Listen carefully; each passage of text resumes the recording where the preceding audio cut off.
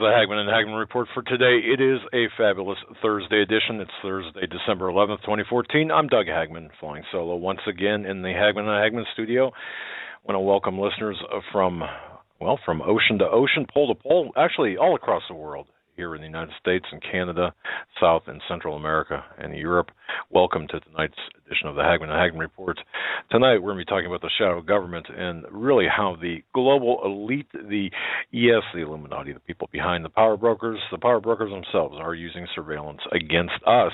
And this is kind of a key thing, folks. Tonight's topic is kind of key because we could talk about many things out there, but I want to kind of get everyone up to speed on this as much as possible because things have changed and there are things that we need to know, and we can protect ourselves as we go forward in this morass that we're into, actually.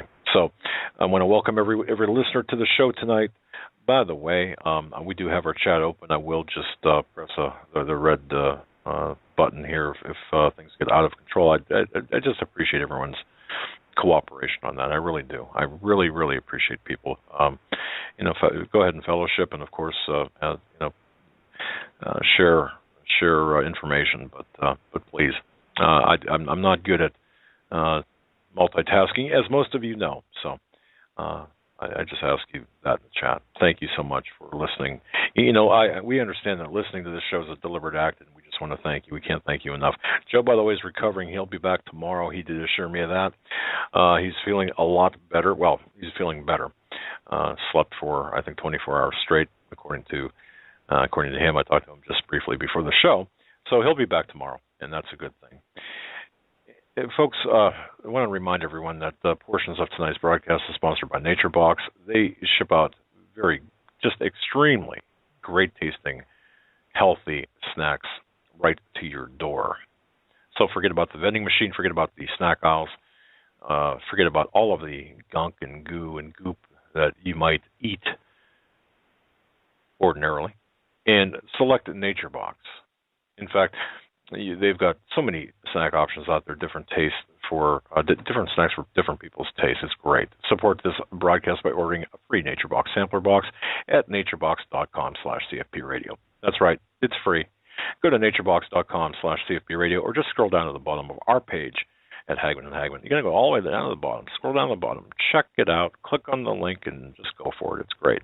And while you're down there, too, Maria Canice's book, Prepare for Persecution, is also down there in the footer, as well as harrys.com. So just welcome to the show tonight. We're going to be getting into a lot of information, taking calls about halfway through the show.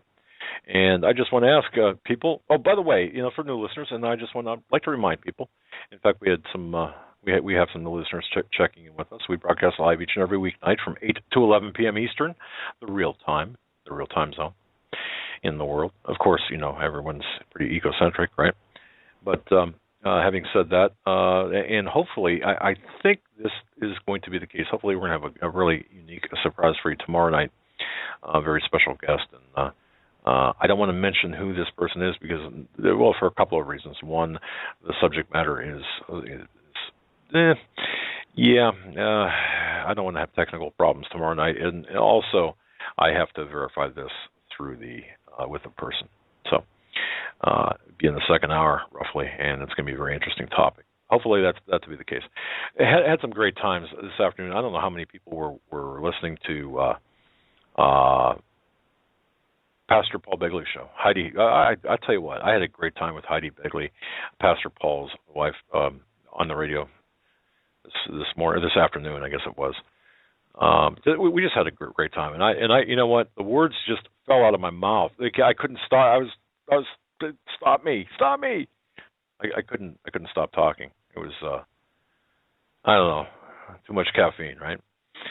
Anyway, Robert A in the chat. Yeah, that's pretty much it. What are you gonna do, right? Okay. Okay. I just want to say that I really appreciate everybody that's listening, and I got to tell you, I have a newfound respect for Joe in terms of what he does. Unless I grow another set of arms, I'm going to be awful tired after tonight's broadcast. But yeah, all right. I want to say hello, a very special hello to the Remnant Bible Study Girls in New Albany. They meet every Wednesday. Lori, Ann, Janie, Paula, Helen. Hi.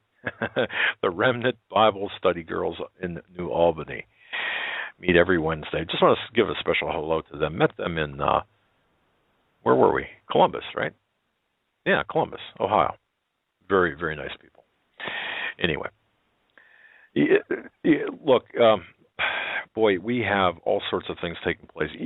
Folks, you watch that hacking job or the hack of Sony, and you might think, well, that's really not a big issue. That's not a big deal. Well, it is. It is because it shows you just how much of our lives is really available for grabbing. In this case, it's business secrets. And I was thinking about something here today. I was going through. Actually, I had to go through a little bit of some of my older cases. An attorney had contacted me and needed a file from a number of years ago, and so I had to drag out my old case file, and I was looking for the file, and I found it, but hard copy. But as I was going through the file, I found a folder, and I looked at it, and I remembered this assignment that I had. And the assignment was this. I was hired by a company to really spy on another company. But it was not for profit. What happened was a person from company A who hired me. A pretty high-level manager from company A was whisked away by company B for more money. So I had to go to kind of take a look at company B to see if any of the intellectual property from company A was being implemented with company B. Everyone understand that pretty well? Pretty simple, right? Well, company B had this fair, this family day exposition of their facility, and it was open to the families of employees of company B. And we're talking very recognizable names here. So, in fact, this was pretty close to New York City, I think, where it was. It was between Philadelphia and New York City. So, anyway, I had started. I had done a few things before this family day, and was able to get a pass into the offices or into the actual company of company B. And what I found was yes, the guy that left company A for company B actually did take trade secrets. What this company B did, and this is before these companies, I suppose, got really savvy with their information, left in a couple of offices, and as people were giving tours, of course, it's easy to break away from a tour. They left computers on, and it's very easy to walk into an office. And I was very surprised how easy this was to walk into an office, be able to turn on a computer, not password protected, and even if they are password protected, there's a thumb drive that, well, people have. I suppose it's illegal. I don't know. It's a thumb drive. You plug it in to the USB port, and it'll open up it'll just use brute force to open up to get into the computer. Not saying I did that. No. So,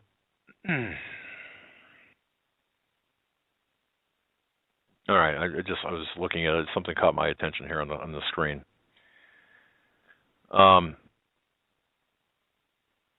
Please, in the chat, look, govern yourselves accordingly. I will, what I'm seeing there, I'm not. Maybe I just saw something. All right. But anyway, it's amazing to me how easy it was to go into an office in Company B and to access their documents and files from not just or from the main server. I mean, I'm talking about from the main server. And I knew what files I was looking for, the names of the files. The files weren't even changed. All I did was very quickly obtain shots and the screenshots and left the building. Now, Did I break the law? No. I mean, it was open. It was, I suppose, of course, the statute of limitations is over now anyway. So that was a number of years ago. It amazed me how easily I was able to obtain this information.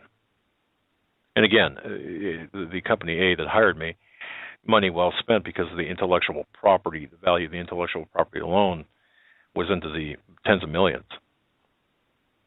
And of course, there was a court injunction that followed, and even the company attorneys, basically, and the judge that signed off on the injunction said, it was not really a problem, given the fact that it was an open door type situation, and everything was pretty much open. So, but having said that, folks, just imagine your entire life, basically everything you think or others think that you think is available for everyone to see. We think. I mean, look, we're so accustomed to democratic principles. We're so accustomed to living in a constitutional republic. But what most people don't understand and realize, that the rules have changed just absolutely so profoundly. The changes that have been made endanger us in a number of ways, but no one is really taking responsibility for the changes. We are right now, we are in the midst of a shadow government, in the shadow of a government of the elite. If you look at what's taking place, there are a number of powerful agencies and powerful individuals in the government as well that collect data on us, every one of us. They observe our private lives. They monitor our finances. They track our movements.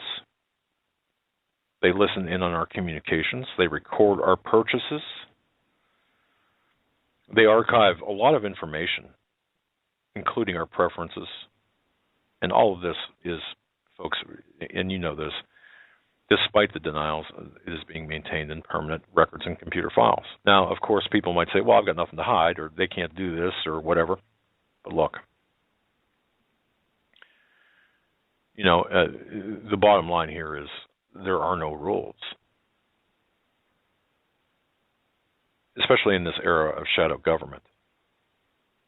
We've lost most of our personal rights of privacy. To what end? And what's their endgame objective here? Now, you might say, and rightfully so, that the government and private corporations and others, look, they've got no right to spy on us or even, let alone use the information against us. And you'd be right. But nonetheless, intelligence agencies and legislative bodies and the courts, different regulatory agencies, they all, none of them really have any power over the shadow government under which we live. Everything changed on 9/11, and I believe this to be the case. Everything changed on that day. We see the cavalier attitude, like it or not. We've seen the cavalier attitude with respect to the torture, allegations of torture, and the torture report.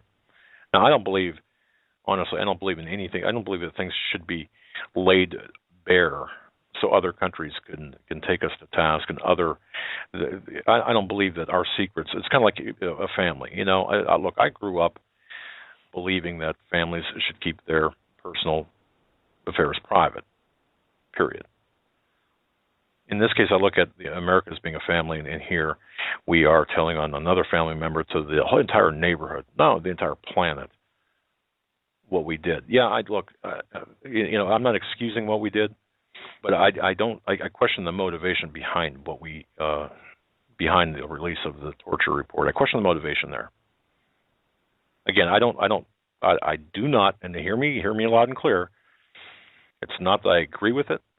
It has nothing to do with it. I just question the motives behind the timing of its release. Period. That's the only thing I'm saying here.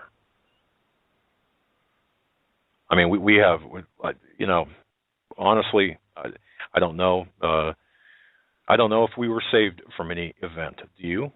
Can you say with authority that we were safe from any event? Have you seen any documentation that we were safe from any terrorist attack? People say we were, but do we know for sure? No. And I don't think we ever will. So having said that, my problem is the fact that it was released and the timing of the release. What was the gain? But anyway, looking back at 9/11, look what happened. Look at the events that have taken place since 9/11. Look at the surveillance police state that we have now since 9/11, ostensibly to protect us, free citizens, and all Westerners. If you're listening to this in the UK, especially you in the UK, everyone in the UK as well, there was more surveillance on you in London and on you in the UK, and that's coming quickly here in the United States, but nonetheless, ostensibly to keep us freer. And how could that keep us freer? It just makes no sense. Governments can spy on any one of us without due process or without cause. Does that make us freer? They don't have to obtain any type of judicial approval. We know this. They don't have to undergo any legislative review. They don't have to be held accountable to any elected body, whether it be the Senate here in the United States or Congress in the United States or some parliamentary organization in Europe. No. It's the real political power is now hidden, really, so that nobody but insiders and intelligence agencies knows for certain who actually is at the top of the power pyramid. And with increasing frequency right now, anonymous military intelligence and security officials, I guarantee you, have taken control of Western societies in the name of national security. That is a done deal, and now we're fighting against this rogue shadow government. Just consider two things if you're asking yourself, how could this happen? We hear on the 6 o'clock and 11 o'clock news the constant threat of attacks from rogue countries, rogue elements. ISIS. ISIS is a creation of the Western intelligence agencies, including but not limited to the CIA. Radical Islamic terrorists. We hear that all the time. Anti-democratic forces. The pro-constitutionalists. If you name a subset of society, and we are, in fact, a threat to the government. In fact, Catherine Cravel had emailed me, and I'm going to be putting up an article tonight on the website about her encounter with a Blackwater operative, and very enlightening indeed. I'm going to be putting that up, but just to show you the extent of which this surveillance now exists. But, who can argue? All of this has prophetic significance, does it not? All of this has prophetic significance. Because one can say that it's no accident that the necessary technology now, at present, exists to enable a world dictator for the first time in history to control an entire global population. Could this not be the case? I mean, for the first time in the history of the planet, at least post-Adam and Eve? I think so. So the prophetic implications are vast. If you go back, almost about a century ago, 100 years ago, John Buchanan, a very extremely important figure in post-World War I UK, British politics at the time, he wrote in a novel. If you haven't heard about it or seen it, it's you can read it. But he wrote a novel titled Powerhouse. In this novel, and again, this is 100 years ago, he explored a fictional group of very wealthy, very powerful individuals who moved behind the scenes of politics, international finance, and business to subvert the national sovereignty of Western governments. Gee, isn't that what's happening right now? Wow. Very interesting. If we look back, really until the last century, the political power was spread about in a very public and widely among some widely venerated leaders, I suppose, or at least respected leaders. But it was known that the kings, the governors, the elected ones, even the dictators, we could identify who the people in power were. But in the last half of the 20th century, and even in the beginning of the 21st, there's a new political power paradigm that really manifested itself, and we saw it come into existence. instead of the highly visible leaders. Well, we still have those. We now have these elected representatives who have only limited control. The real power actually is held by a separate group. The most powerful among us, the most powerful in this country and elsewhere, who control nations, nation states, and who control our lives, do their work behind the scenes. Now, keep in mind that these people don't act alone. They're actually working in conjunction with current and retired political leaders who, along with wealthy and influential figures, really comprise this open conspiracy to produce a one world new global government. Their goal is to replace all existing independent democratic governments. And if you don't believe that, then certainly look what we've done in Libya. Look what we've done in maybe Libya is a different example, but all across the Middle East.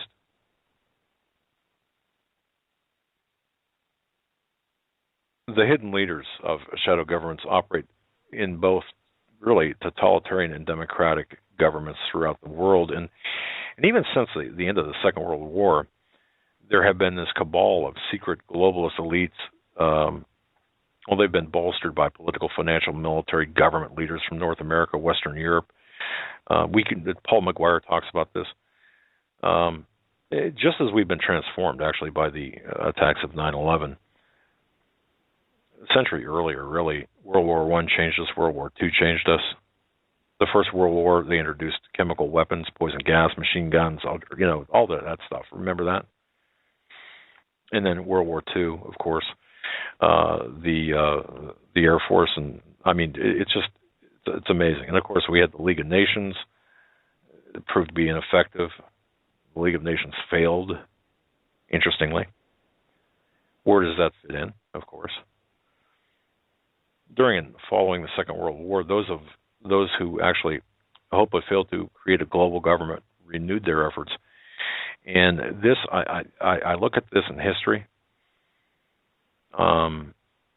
If you look at the Cold War, where it was possible for a nuclear exchange between the United States and the Soviet Union, if you look, and even later in that time period of China, from that threat, or to manage that threat, looking out after the bombing, after the Second World War and the bombing of Japan with nukes, the UN was formed.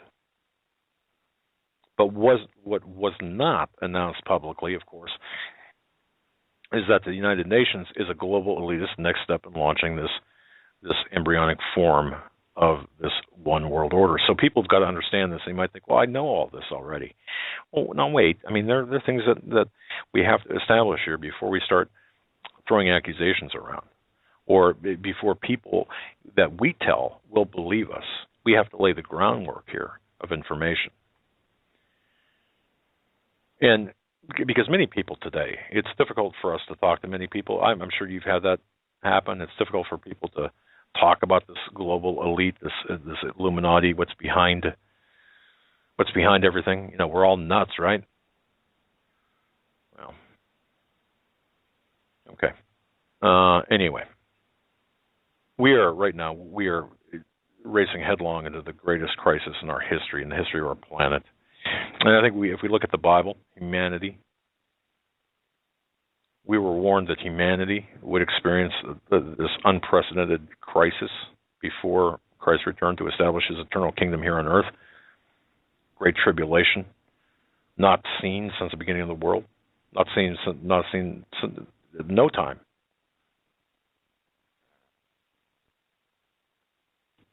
Daniel foretold.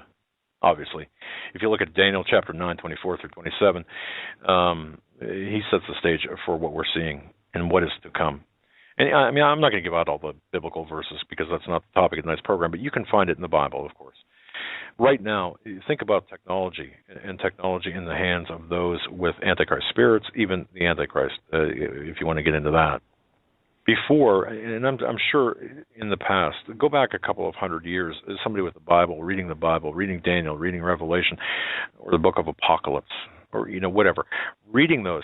Can you imagine trying to rectify or reconcile the information contained in Revelation the book of Revelation or the book of Daniel with, we'll say in like in the 18th century, 19th century. It would almost be impossible. It would be like a science fiction, incredible.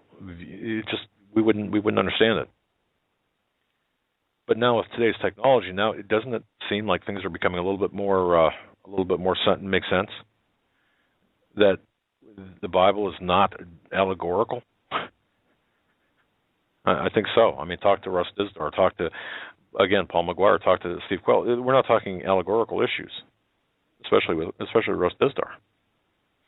So the rise of a shadow government has, again, significant prophetic implications, as does a global government, paired with astonishing developments in surveillance technology. We are going to see, and I believe that will enable the my notes. All right, let's try this again. I believe that this is going to enable this totalitarian regime of the Antichrist, the technology will. If you look at America, our national sovereignty, again, thanks. And let me start again. Our sovereignty has been eroded, progressively, and right before our very eyes. We have seen the fallout and experiencing the fallout of threat of global warming. You know, people talk about that. Think about this. To address the issue of global warming, for example, you got the United Nations coming in and saying, well, here are some treaties. And we're demanding that American laws actually conform to these treaties. We're seeing the treaties in the gun regulations, in the weapons regulations. And we've got a government right now willing, apparently, to sign all kinds of treaties. The small arms treaty that's coming in here before the end of the year. We're watching our sovereignty being eroded away right before our very eyes. And when we lose our national sovereignty, we're going to lose every bit of the rights and freedoms we currently enjoy and actually take for granted. And over time, we are going to be completely enslaved.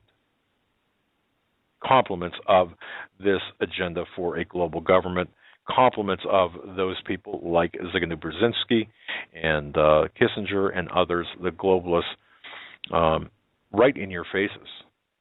Now, you folks, every one of you listening to this broadcast, you're being watched.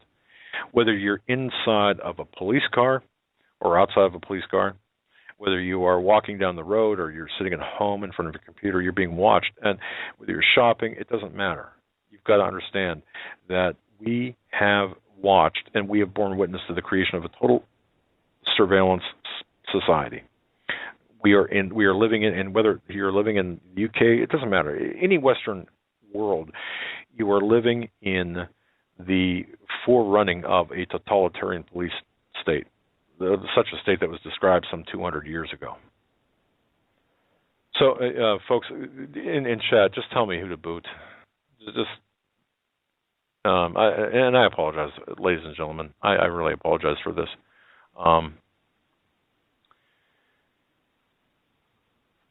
If you're listening to this in chat, just tell me which one is.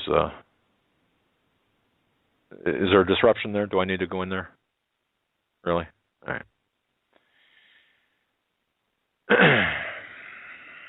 Thanks for coming. Whoever it might be, thanks for coming in and screwing with the, making a mockery of my living room.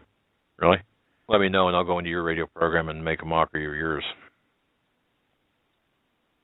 Thank you, my boo. Thank you. All right. So, look, we're looking at this. Among other things, we're looking at this radio frequency identification, RFID technology Joe's talking about. Joe's done a lot of research on. It's really one step removed from implanting computer chips beneath the skin of every person walking the planet, crawling the planet, in bed on the planet, whatever. Weapons, we can see that these are powerful electronic or electromagnetic forces. Lasers. I just got an email today, folks. Did you see where the Navy in the Persian Gulf, the first time they used a laser weapon in the Persian Gulf? Huh. Interesting. Um, Sorry about that, folks. I'm going to take a short break right now. I'm going to come right back with you with more on the other side. Appreciate you listening to a Thursday edition of the Hagmann Report. Boy, don't you know, we certainly appreciate Joe when he's not here, right? He's got an extra set of arms. But having said that, we're going to be right back, folks, after this short break. Let me get hydrated here, get resituated, and going to come right back with more on this. The shadow government, where we're at with this. And I can guarantee you, folks, that on the other side you're going to want to hear. Ladies and gentlemen, Doug Hagmann here, flying solo tonight, which is why the extra break during the hour. Also for me to get hydrated here and reconnect a few things. Took care of a little bit of business as well. Folks, you've got no more privacy in this war against privacy is what it is. You are the target, we are the target, and we can see that play out in various websites and really all across the internet. But there is a very real war being waged against us, our privacy, and, of course, our freedoms. Now, your movements, your personal communications, we all know this, preferences, loyalties, and habits, these are all things that are no longer private to you. Do you know exactly how deep this goes? People saying that we've got the right to be left alone. Well, we don't. We do, but it's not happening. We couldn't be more wrong that there's not surveillance on us, and the high-tech surveillance methods are being used by the government and by government subcontractors, government agencies, to respond to the threats, anything they deem a threat, including Christians, and that's us. And of course, under the threat of terrorism, that broad brush of terrorism, now that was not possible prior to 9/11, at least not legally and lawfully, but now it is. And we saw how quickly the various laws passed. But to what end? And that's what I'm getting to here. If you look at well, you know what? I'm not going to get into the various undercurrents of surveillance. I don't think so. I think we can move right to the fact that if you look even a couple of years ago, the British counterintelligence, or British Home Secretary, I guess it was Jackie Smith. Everyone recall her. She had control essentially over all of UK's counterintelligence operations. And the reason I'm focusing on Jackie Smith is the number of cameras and the number of, her reach was broad because of the political control, the control that was exercised over this position included Scotland Yard, the Counterterrorism Command Center, MI5, GCHQ. We've been hearing about them in various leaks now. The British government's global eavesdropping operation. Look, Smith worked to establish this enormous computer database that would collect it for analysis, by the way, every telephone call, every internet search done by anybody within the borders of the UK, and all emails transmitted within or outside of the UK. That was being done here 5, 6, 7 years ago. Now, Smith also planned and had oversaw the installation of CCTVs in public places. And we've got these here. But if you go to the UK, for example, this massive CCTV system installed, it's stunning. It is absolutely stunning, this extraordinary expansion of the surveillance in the UK. By the end of, I think it was 2008, there were millions of closed-circuit cameras all across the UK, including and especially London. The United Kingdom, really the mother of Western political freedom and democracy. Do you still hold that title? I don't think so. It's the most obsessively and increasingly exponentially watched society in all of the planet, in all of the West. Now, right now, just a few years ago, there were like 1 million closed-circuit TV systems that were operating in the United Kingdom. And I think 2008, 9, 10, something like that, The Guardian stated that an astounding 4.2 million closed-circuit cameras were being used in surveillance of UK citizens and tourists. So if you're over in the UK, you can guarantee that you're on camera, in real time, and in a database. But how far does it go beyond this? I mean, are we talking about just polls on utility poles? No, we're not, actually. Folks, engineers and scientists and government subcontractors have developed listening cameras that, when you pair it with artificial intelligence, and this is important to understand, the surveillance is now being paired with artificial intelligence software, where this software recognizes sounds, and they can distinguish sounds like, for example, gunshots, breaking glass, or a scream, or a voice. But the artificial intelligence software will direct the cameras that are mounted at various locations, automatically rotate the camera and capture what could be either an innocuous conversation or a terrorist activity. That's what's going on in the UK. That's what's going on in major cities all across the United States, and is growing on a daily basis. You're talking about, and this is being kept, by the way, digitized and kept in files. By the way, somebody emailed me and asked me who the song Doubts is played from. I want to mention it's our great friend, friend of the program, Bertane Duckworth. You can go to hagmanhagman.com and look at the bumper music, and it takes you right to his YouTube video site. That's Bertane Duckworth, a very good friend of the show. And if you're listening, Bertane, good job. So right now we are living, by the way, in a total surveillance environment that resembles the horror described in 1984 by George Orwell. He described this future global regime composed of 3 totalitarian governments, of course, in comparison to what he described. Really, computer technologies developed in the last couple of decades have created this environment that's far more threatening than 1984 could ever have brought forth.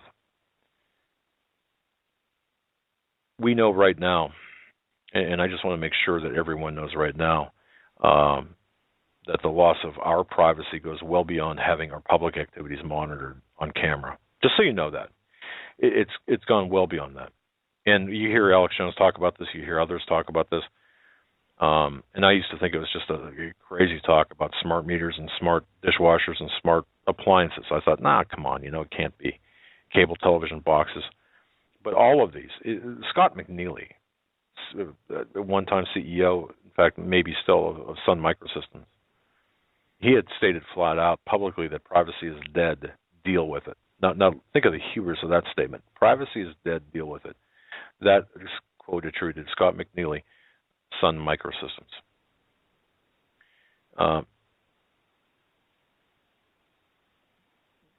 Nothing right now in terms of information about you is insignificant to the powers that are looking at the information.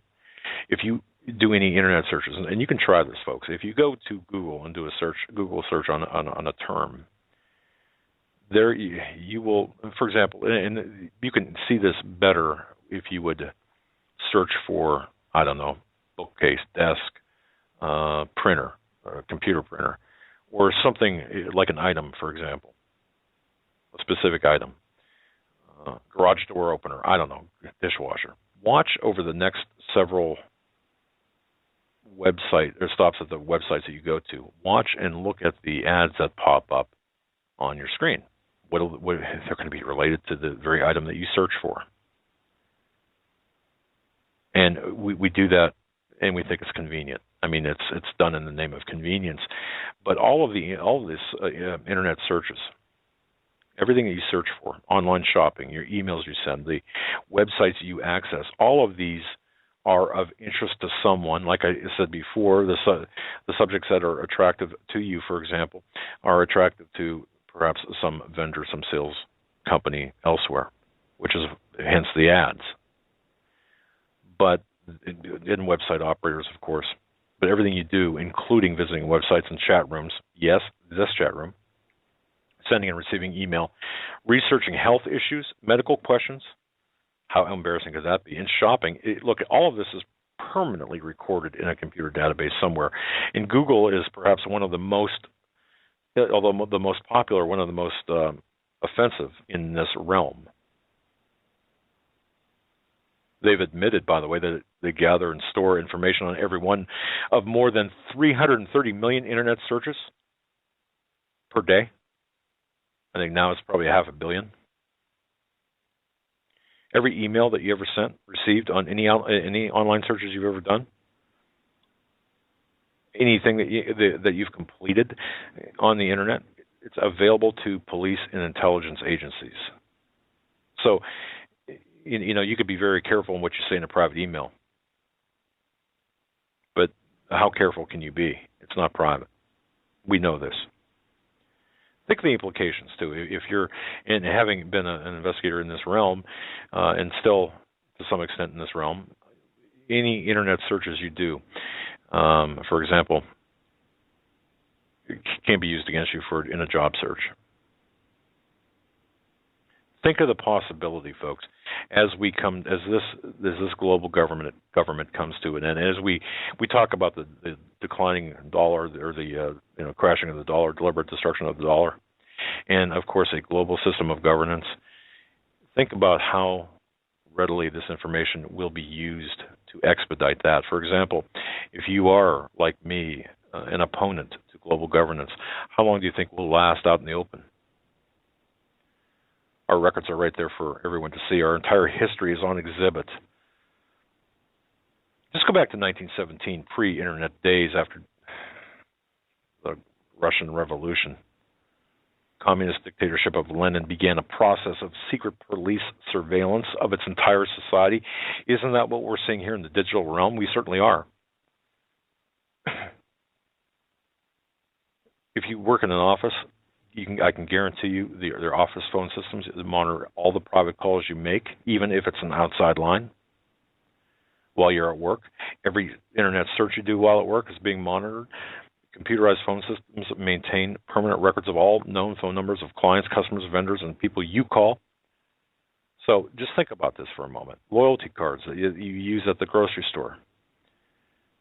You think, well, hey, I'll buy $50 worth of merchandise, and I get this fantastic, rate on whatever merchandise you buy, and maybe the purchases go for gas, or a discount off gas later. It doesn't matter. Customer loyalty cards of any kind, they're keeping track of your records and selling them to the government. It amazes me how many people talk about preparedness, survival. Yet we'll go to a Field and Stream, go to some big store, and use their loyalty card to buy an AR-15 or ammunition. Really? Man, I'll tell you, I just can't imagine that.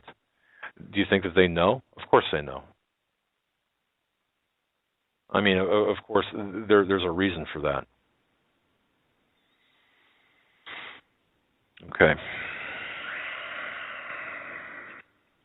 Right now, and I want to just make this is no longer a science fiction tale. Security companies, and I know this to be a fact, that work under contract for large corporations as well. I mean, from large corporations, I'm talking about the iPhones that you have and other items that you might. Let me say this over again.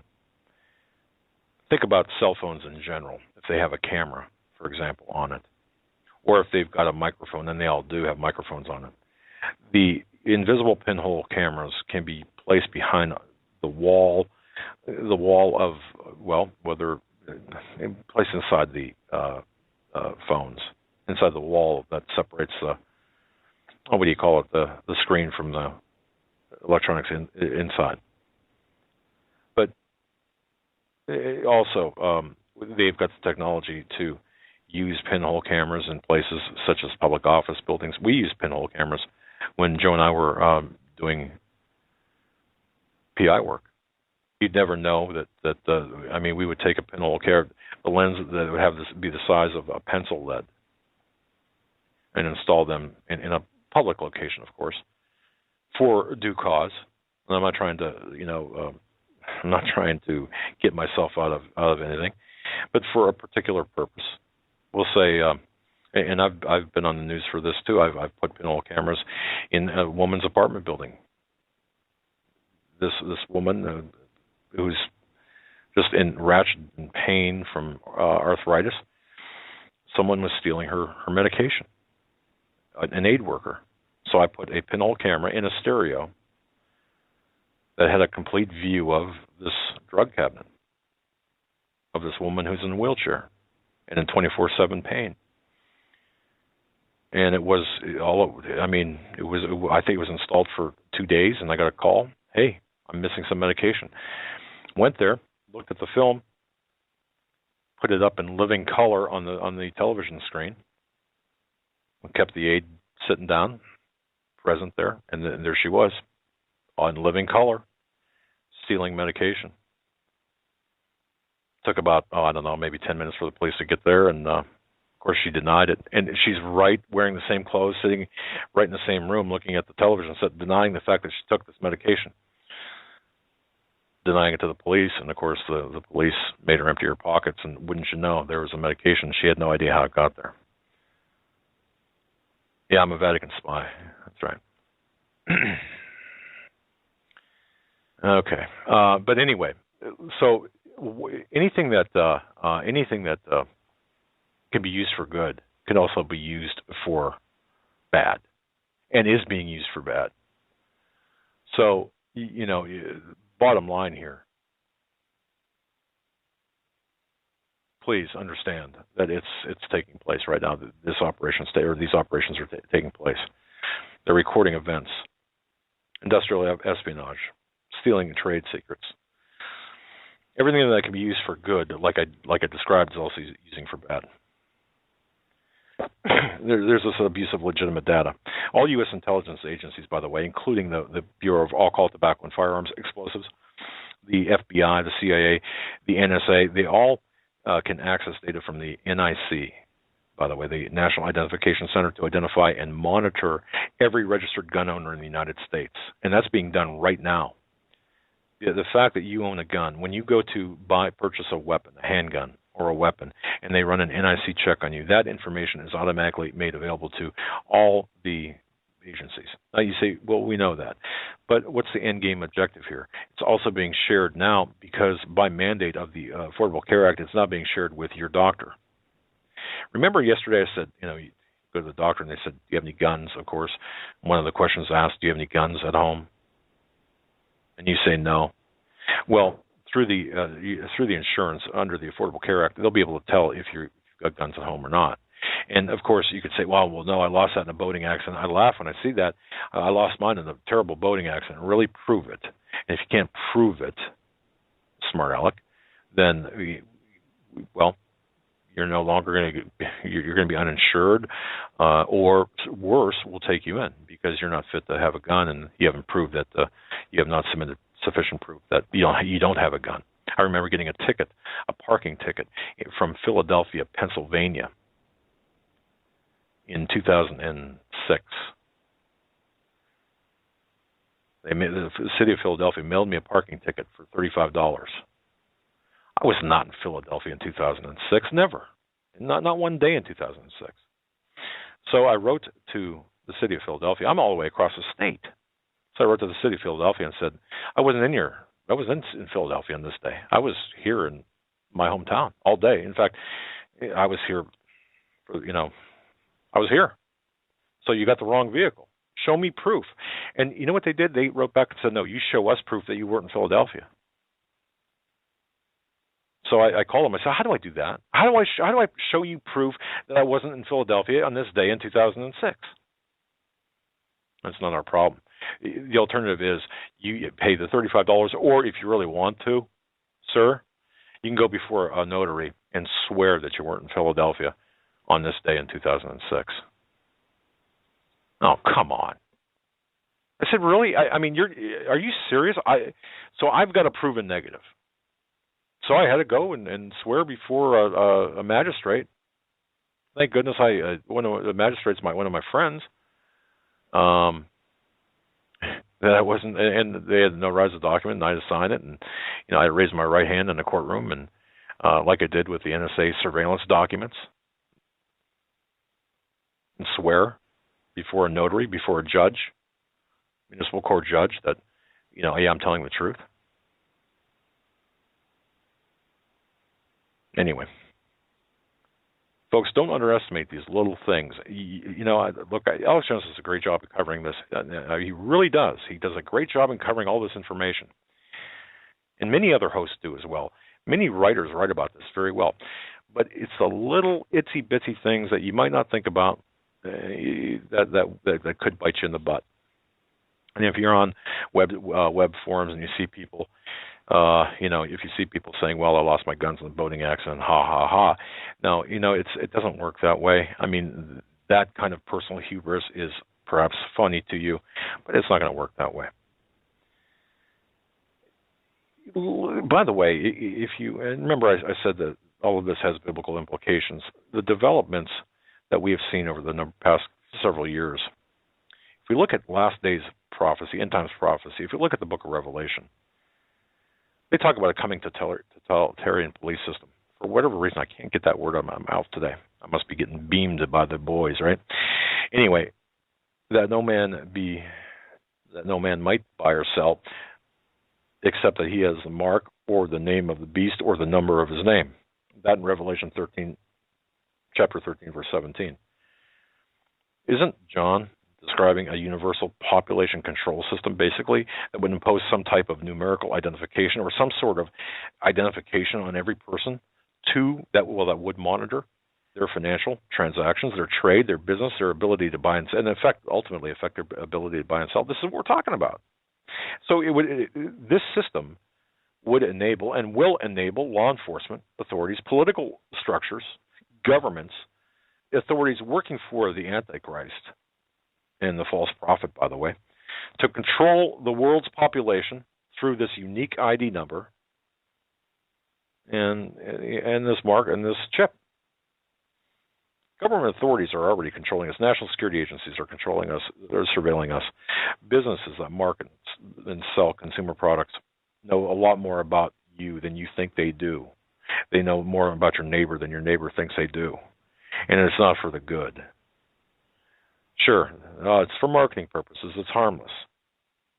Well, the fact that the NSA possesses detailed records of millions of U.S. citizens, including your communications, health status, medical treatments, employment status, vehicle ownership, just think for a moment. Go down the list of all the things you're required to register, or you do register, or that perhaps unwittingly register through your loyalty card programs. Think of all these things.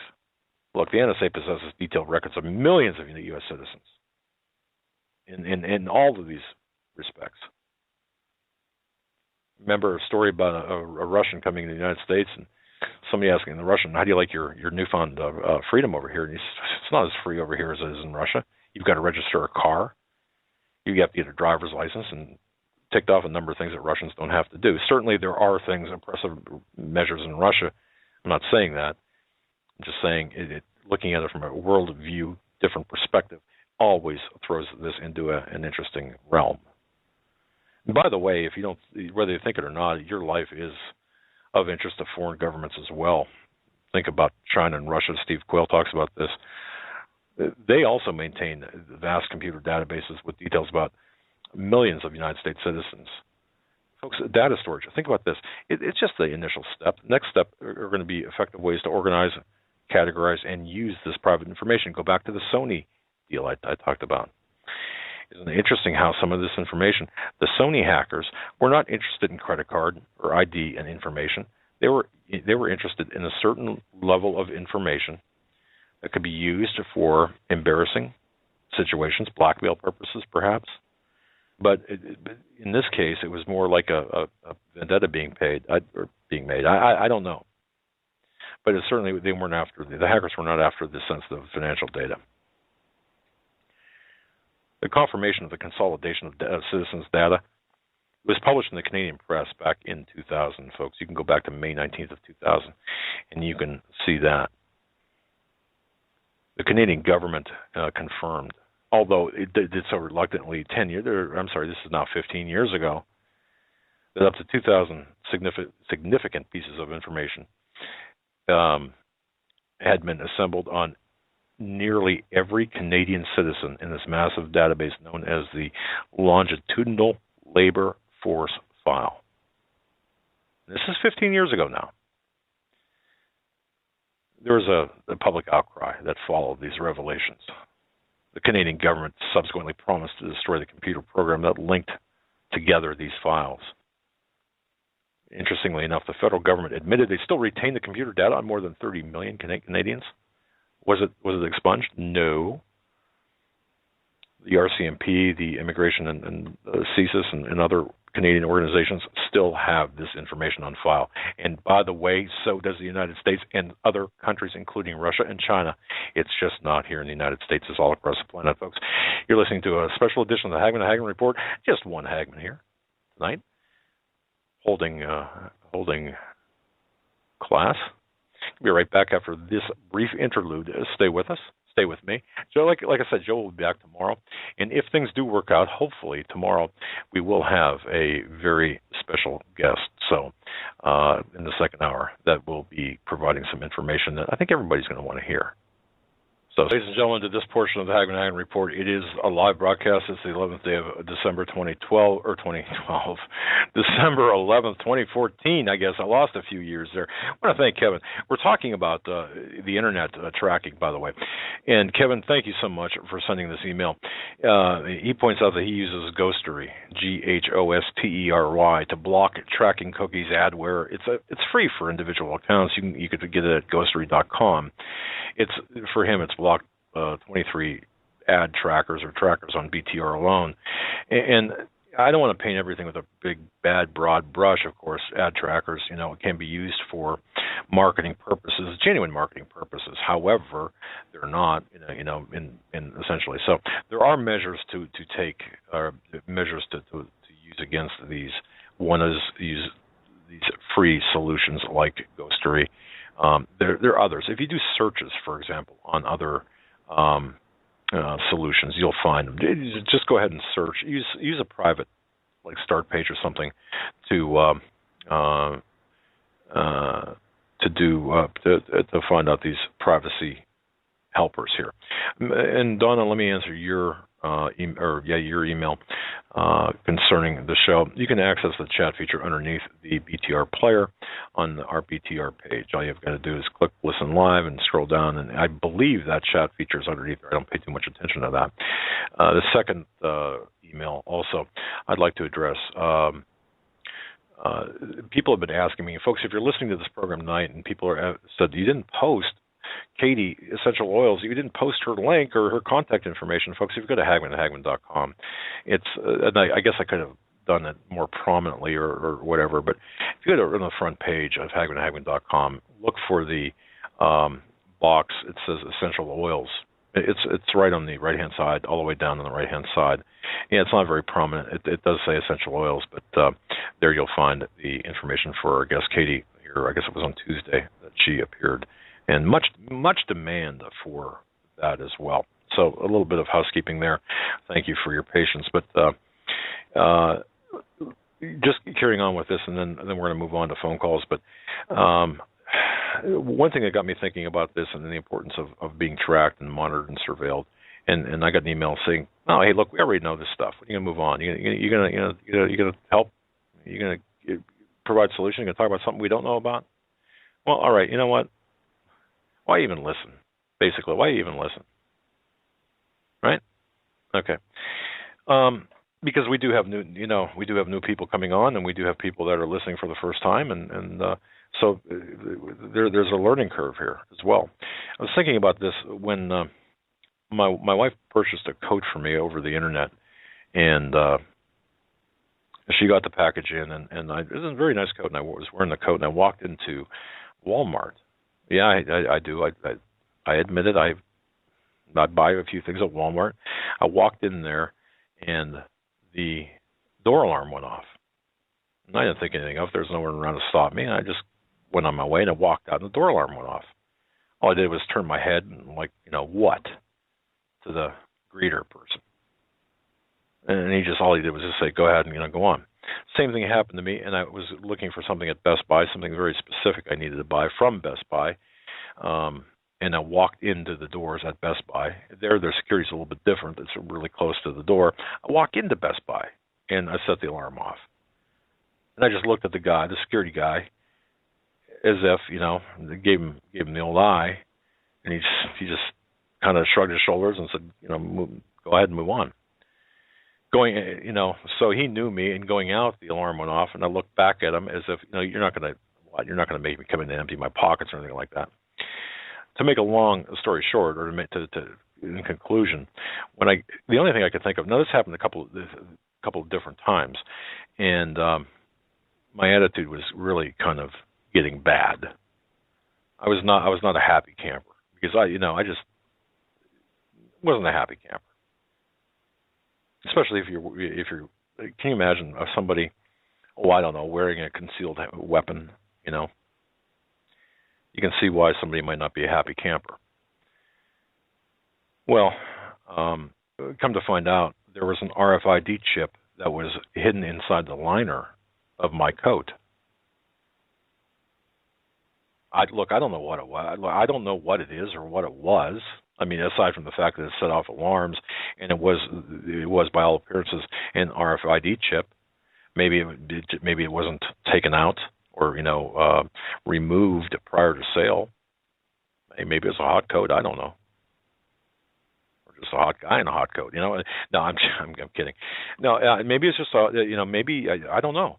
But once that RFID chip, once that little chip was taken out, that never happened again. So people, there are measures being taken, of course. And I just got an email from Marie, who was on yesterday, and I thought it was great to. Folks, if you have a chance to go back to listen to last night's program, Marie Canese, from the author of the book at the bottom of our website, Prepare for Persecution. Fantastic segment yesterday. But I got an email here. Let me pull this up because she does talk about where is it here? Vaccine or let me pull this up here. Stand by. I'm coming here. Just hold on a second. It's a good email. There we go. Injectable 3D vaccines. Did you hear about this, folks? Injectable 3D vaccines with programmable particles anticipated for future epidemics. According to this article that was published today, vaccines have meshed with the world of nanobot medicine. Particles a sign of nanometers, about 100,000 times smaller than the width of a human hair. Programmable, spontaneously assembling, can permeate every area of your body, including a placenta. Really? Apparently, previously, there have been reports about Bill and Melinda Gates, about the Bill and Melinda Gates Foundation about their work with developing an on-demand nanovaccines used genetically. You're using genetically engineered proteins. That's one thing. Now it's possible to produce the effect of a nanomedicine with larger objects. That is, a non-surgical, injectable, and spontaneously assembling structure. A constant 3D vaccine in the form of a lump of particles injected below the skin, one that would manipulate cells as well as release biological and chemical drug components. They've already tried this on mice. Senior author David Mooney, Dr. David Mooney, I might add, PhD, writes or says that we can create 3D structures using minimally invasive delivery to enrich and activate a host immune cells to target and attack harmful cells in vivo. So they're spinning this as a good thing, and I'm sure it could be, okay? But as we get into this, you can look, and according to this same Dr. Mooney, he said, we anticipate 3D vaccines could be broadly useful for many settings, and their injectable nature would also make them easy to administer both inside and outside of a clinic. So what does that mean? Coming to your home? Vaccine roadblocks? So think about that. Think about this 3D, and you're going to be hearing more about these injectable 3D vaccines with programmable particles for anticipated for future epidemics. Ebola, perhaps a problem. We've got a vaccine that will prevent that through. It's actually a 3D thing. It can be programmed to fight off anything that is coming your way. And by the way, it can go through the placenta. So we're far beyond even anything RFID chipping. We're into actual changing and affecting the DNA. Man, thank you, Ray, for sending that. So that is something. That's something that's extremely, extremely important to really understand. By the way, Margot, thank you very much. And I'm going to open the phone lines here in a few minutes, in a few minutes. Margot writes that the really the luminous powers can intervene in our purchases, even like Amazon, and do what they will. Okay, and this I've seen this, or I've had reports. Okay, I've had reports that I shouldn't say I've seen. I've had reports of purchases being opened. Folks, have you had any experiences about this? Someone, especially at this time of year. Now, I know packages get crushed and smashed, and they get tossed around, and I know things get torn. But have you heard anything about packages being opened and then retaped? And when I say open, I'm not talking about the ripping open of a package. I'm talking about the careful, almost surgical-like knife precision being opened and then retaped. I've had a couple of people say that their books from Amazon were opened in that fashion. More than one, less than a half a dozen, but all within the last, I'm going to say, 45 days. Now, I've never personally seen that on my end, and I looked very closely. By the way, thank you, Mary. Yes, Mary, I had mentioned laser weapons early in the program, and Dr. Judy Woods. We had Dr. Judy Woods on our show, and she talked about the energy weapons on 9/11. It's interesting because you folks, that are listening to this program, in the run-up to 9/11, there was a hurricane that was bearing down on the East Coast, going toward New York, and suddenly that took kind of an odd right turn. Speaking of energy weapons, well, that's what happened. A hurricane you never heard of because it never struck anything. Was that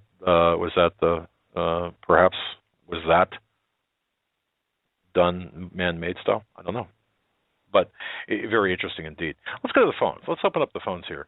And what I'm going to do is, again, I'm not screening any calls. I'm going into order of hold time. Okay, and if I screw up, which it's pretty possible that I will screw up. Forgive me. All right, we're going to go to a telephone number here that is not showing. Whoever this is, you're on the air with Doug Hagmann. Go ahead. Hi. Am I on? You're on. Okay. Hi, Doug. This is Melissa. How are you? Hi, Melissa. Good. Very, very good. What's up? Oh, that's wonderful. I hope Joe's feeling better. I think you're right about. I mean, this is crazy. I listened to you earlier on Pastor Begley's show, and I was listening to you earlier, and I think you're right about a lot of things that you had said on there, and I just wanted to bring it to people's attention about that. And the RFID chip, I'm not sure what's going on with that, but I had heard something about. They were putting that in clothing. They were embedding it in clothing. I haven't caught it on like my personal clothing, but when you had mentioned that, I had heard that they were putting it. They were like in sewing it. I don't know how else to say that, but in sewing into clothing. Yeah, I mean, so that's what. The chip taken out of my coat was. I mean, somebody had to actually sew it in there. Yeah, I mean, it was there for a purpose. Yeah, so go figure. Right. But, right. Exactly. I was worried. I'm like, what the heck? One thing I did want to mention is another thing I did want to mention, and I apologize because I don't want to take up a lot of time for you. But one thing I did want to mention is all of this. They're going to stop us this 3D vaccination that they could stop you and. Right. Actually, give you a vaccination. Can they give you a vaccination? Do you have a choice to say no? I mean, I guess. Sure. Yeah, I mean, okay. at present, yes, you've got the. You can say no. However, that could put you on any number of lists, and also could preclude you from jobs. It could preclude you from travel, and I do see that day coming. And folks, I think all of you do as well. Where of course now you've got to be vaccinated to go to a third world country. I understand that, but it could be used for interstate travel by itself, and I see that day coming as well. But for now, Oh, you I can see. use it. I see. Okay, so they're going to really get you. Like they can't come in your home and get you, but they're going to try further and further to not yet, but further I'm sure their agenda. Yeah, and I'm sure, and folks who are listening, they're talking. Look, as we see the Ebola come back again with the resurgence, I believe here in the throes of winter this winter. If not this winter, then next winter, but shortly, I do believe, or whatever the epidemic. I mean, choose your epidemic. I do believe that required vaccines, forced vaccines, there will be forced vaccinations, and there will be essential medical martial law, and that's going to preclude, I believe, a larger martial law, a larger thing of martial law, but it might happen concurrent with, let's say, an economic collapse as well. So, it's going to and you don't think this is. You don't think this is smoke and mirrors? Like basically what I got from you on Pastor Bailey's show, and like I said, I don't want to take up a lot of time, but do you think this is smoke and mirrors? Do you think this is something that is covering something else up? Well, I think there's multiple layers of smoke and mirrors. Yes. Okay. I mean, mandatory vaccinations or Ebola, we'll say the subject of Ebola will be covered for the economic collapse, which will be covered for the price, or, the price of, ultimately it's going to be economic collapse and full-blown martial law leading to the globalization of governments across the globe. That's the ultimate objective. Everything else to that point, there are diversions, and it's hard to say. I mean, what's a diversion and what's not. I mean, everything's a diversion. Nothing's a diversion. Right. So, right. It gets more confusing to peel away from the layers every day. It gets, that's right. They're doing a good job, but it seems like you're trying to peel away from the layers, and other shows, as I said, that I've watched, are trying to peel away the layers too, which is good. But then it seems like every layer we peel away, Yes, it's incredible. It really is. Melissa, going to cut you loose, going to take another call. Thank you for the call. God bless. Not a problem. You have yourself a wonderful night and be safe on the roads. All right, you too. Thanks. All right. It's the lie is different at every level, and we are essentially looking at that. And we're playing chess on 3 dimensions. So just understand that. We're coming to area code 325. We're coming to area code 325. You're up. That's you. 325. Well, this is Rusty again. How are you doing? Hey, not bad. How are you? Let me check. I'm doing well. Okay. It's been a long day.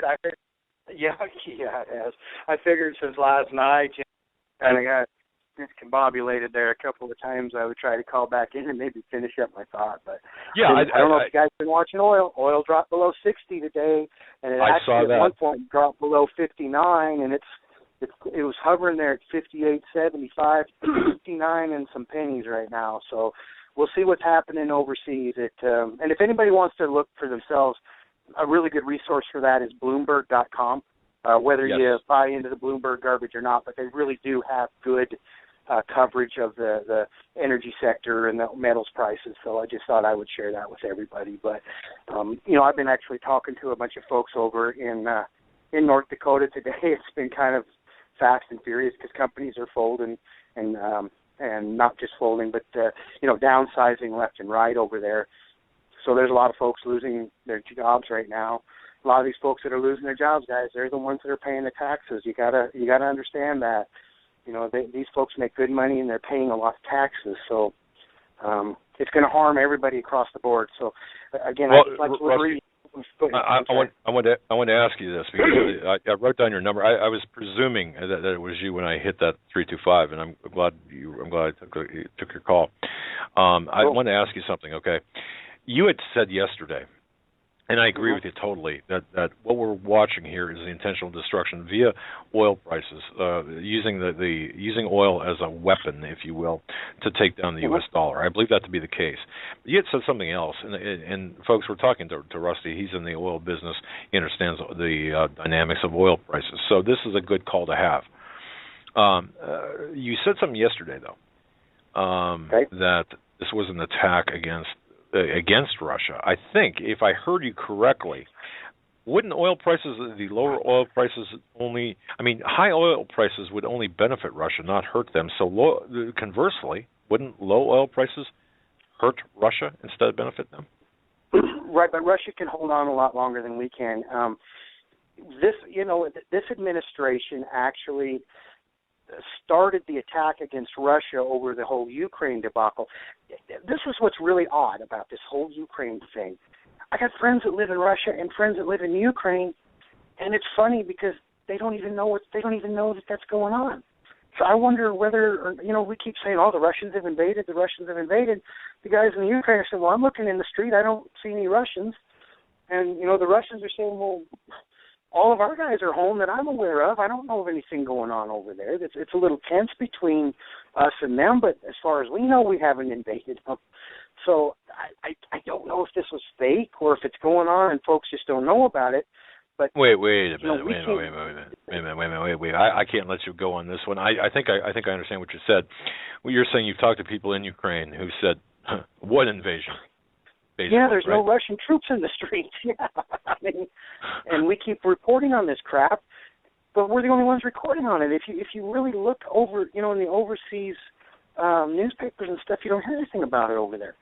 So I gotta wonder how big of a deal this is. There may have been some border incursions or something, but I really don't think there's a full-scale Russian invasion of Ukraine going on right now, like we're trying to make out. Interesting. That's my opinion. That's my opinion, and I may be wrong. And the guys that I know are just oil field guys, so some of them aren't real smart. But that's what I'm getting from these guys. So, but anyhow, kind of back to my initial story. Our administration then used that as an excuse or as a reason, and I'm not saying it's wrong. I'm just saying they did, to go against the Russians economically by banning imports of firearms, I think caviar was on the list. Right. Ammunition. Things that I would never think of.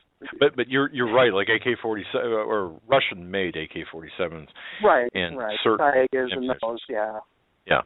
Yeah, certain ammunitions, the Wolf and some of the other ammunition, which that's a big industry for these guys. After the Cold War, they didn't have a lot else going for them. The vodka, the caviar, and the firearms were about all they made that was worth a darn. So right. I think there was we've kind of had a blanket embargo against that stuff, and I think in retaliation, in my opinion, it upset Putin and the Russian administration enough that when they went to their little BRICS meeting, which is Brazil, Russia, India, China, there's one other, South Africa, I believe, or I think it's the S on there, but they decided that they were going to quit using the U.S. dollar to trade petroleum, that they were going to go and just use local currency. So if the Russians wanted to sell, and the Russians are huge oil and gas producers, believe it or not, but they decided they wanted to sell. Go ahead. They're the biggest, are they not the biggest suppliers of natural gas in the world at the moment, Russia? To Europe. To Europe. They are. Well, yeah. You bet. Okay, I should have finished Europe has no natural gas. They do have natural gas, but their environmental regulations and their anti-fracturing rules over there just don't make it economical to go after the natural gas. So it's never really been exploited. There's some of it in the Czech Republic and some other places, but in general, it's just not feasible to go after, with the current political situation. So, yes, they provide the majority of the natural gas, especially to the Germans, and we're starting to really see the Germans cozy up to the Russians, which I never thought in my lifetime I would see. But they're really cozying up to the Russians. And Germany is the heartbeat of Europe. They're the economic lifeblood of the whole European Union. So, I kind of digress here. Well, I like what you're saying here, Rusty, and thank you, because you're touching on some things I think everyone really needs to hear. I find it very interesting. Your contacts in Ukraine are saying, look, there's no obvious overt fighting taking place. So your natural question is what's going on, but then there's this gas shutoff to from Russia to Europe, basically, or the potential for that.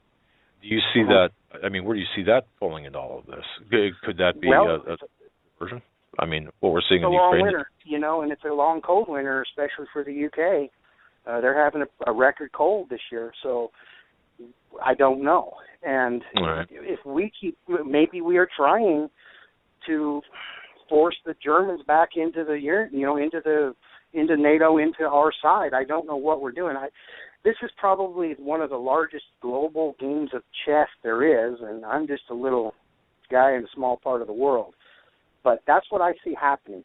I see Russia retaliating by going off the petrodollar because they know that the oil is going to rebound in their favor, and when it does rebound, they have collapsed the dollar, so the dollar is worthless for selling or for being backed by the petroleum products. So I don't know who's playing a more dangerous game, us or them.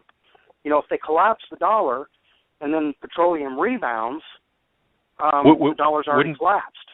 Yeah, but wouldn't this let's think this through, Rusty. I mean, you've got a good head here. So when the dollar when this becomes, and I believe this will become a fait accompli in terms of taking the dollar out, it has to.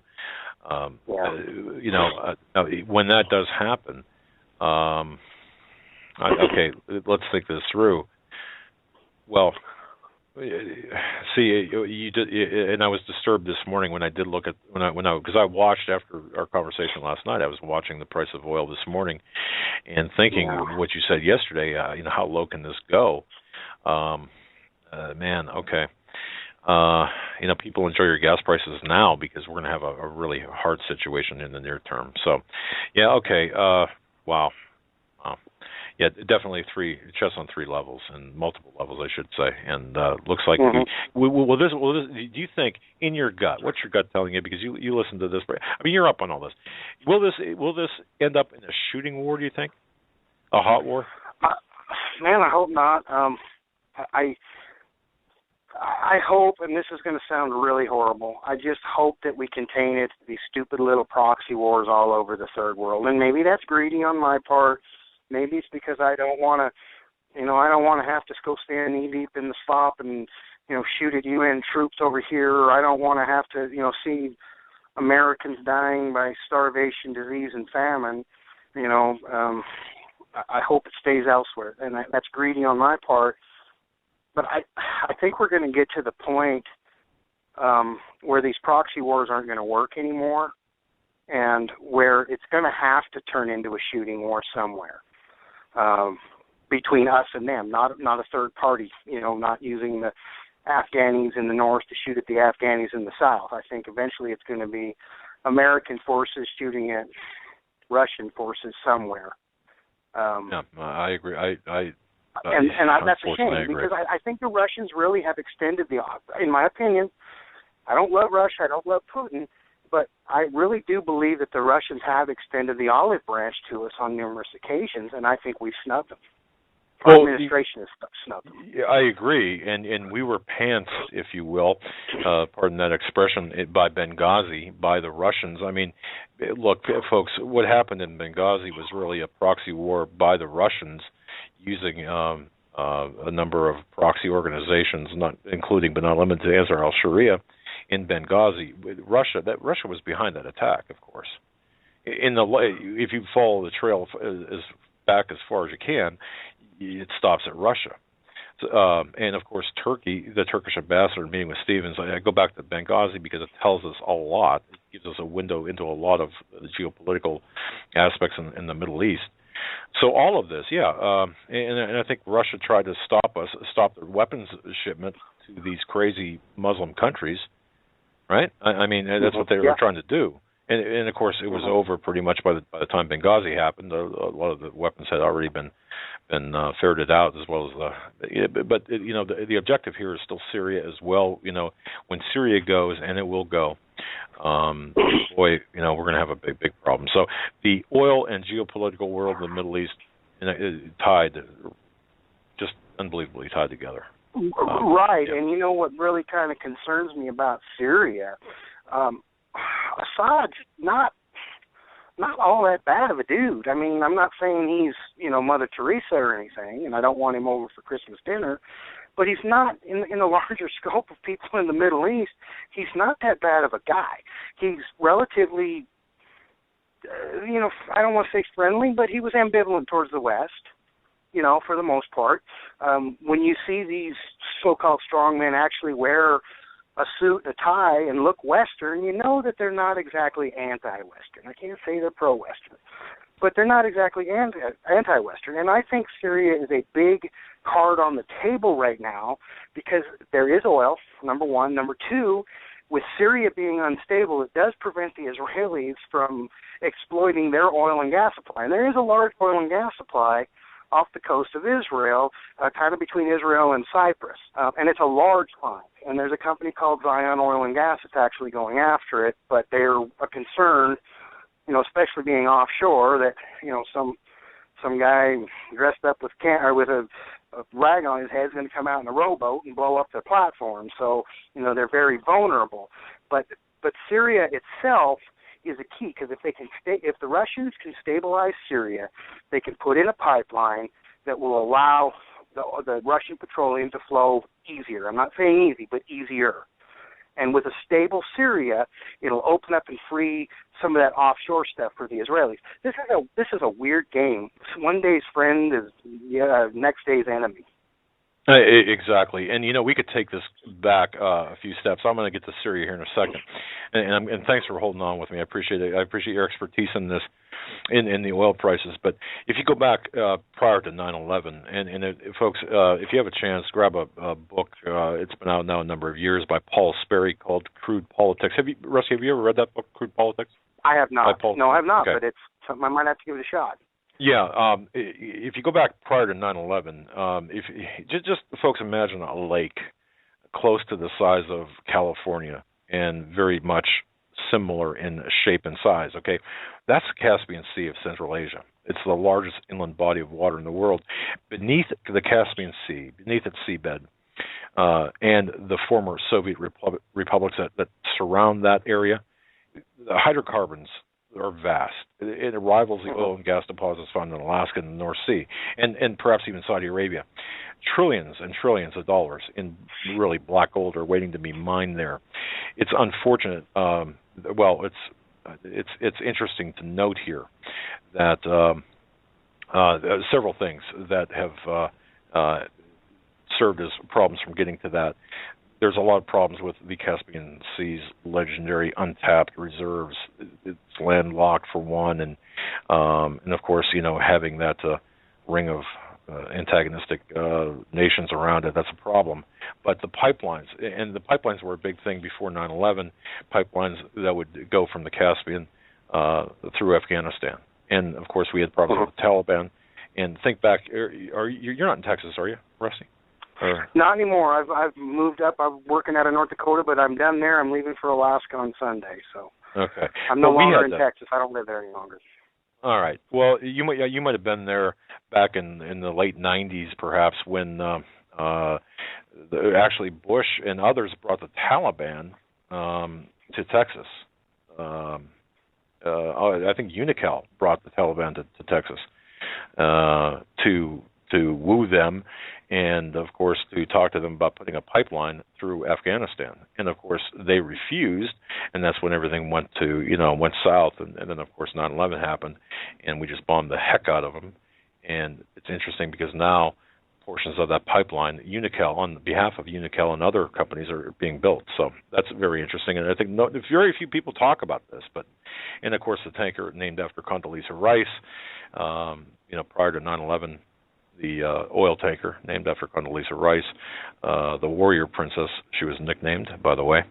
So all of this is all plays into this three-dimensional chess game. Rusty, thanks, buddy. Any other thoughts before we cut you loose?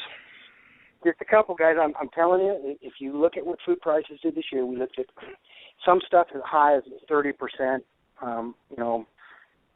not by packaging but by weight, because they're making the weight smaller. So I highly suggest folks store a little away, some rice, beans, things that you eat, a little gold and silver. If you're earning a paycheck, take 10% of it away. Take 10% of it and put it in a bucket somewhere, and when you get enough, change it into gold or silver or something tangible. That's all I can say you can do.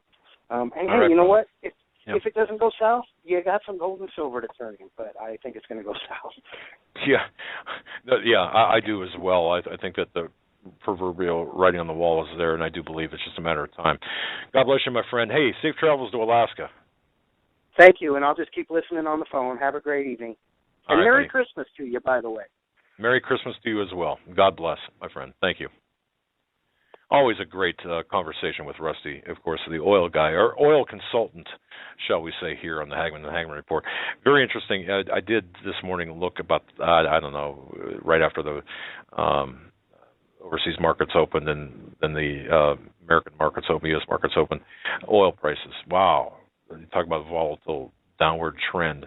What is going on with this? And this, this does, okay, folks, all of this is interconnected.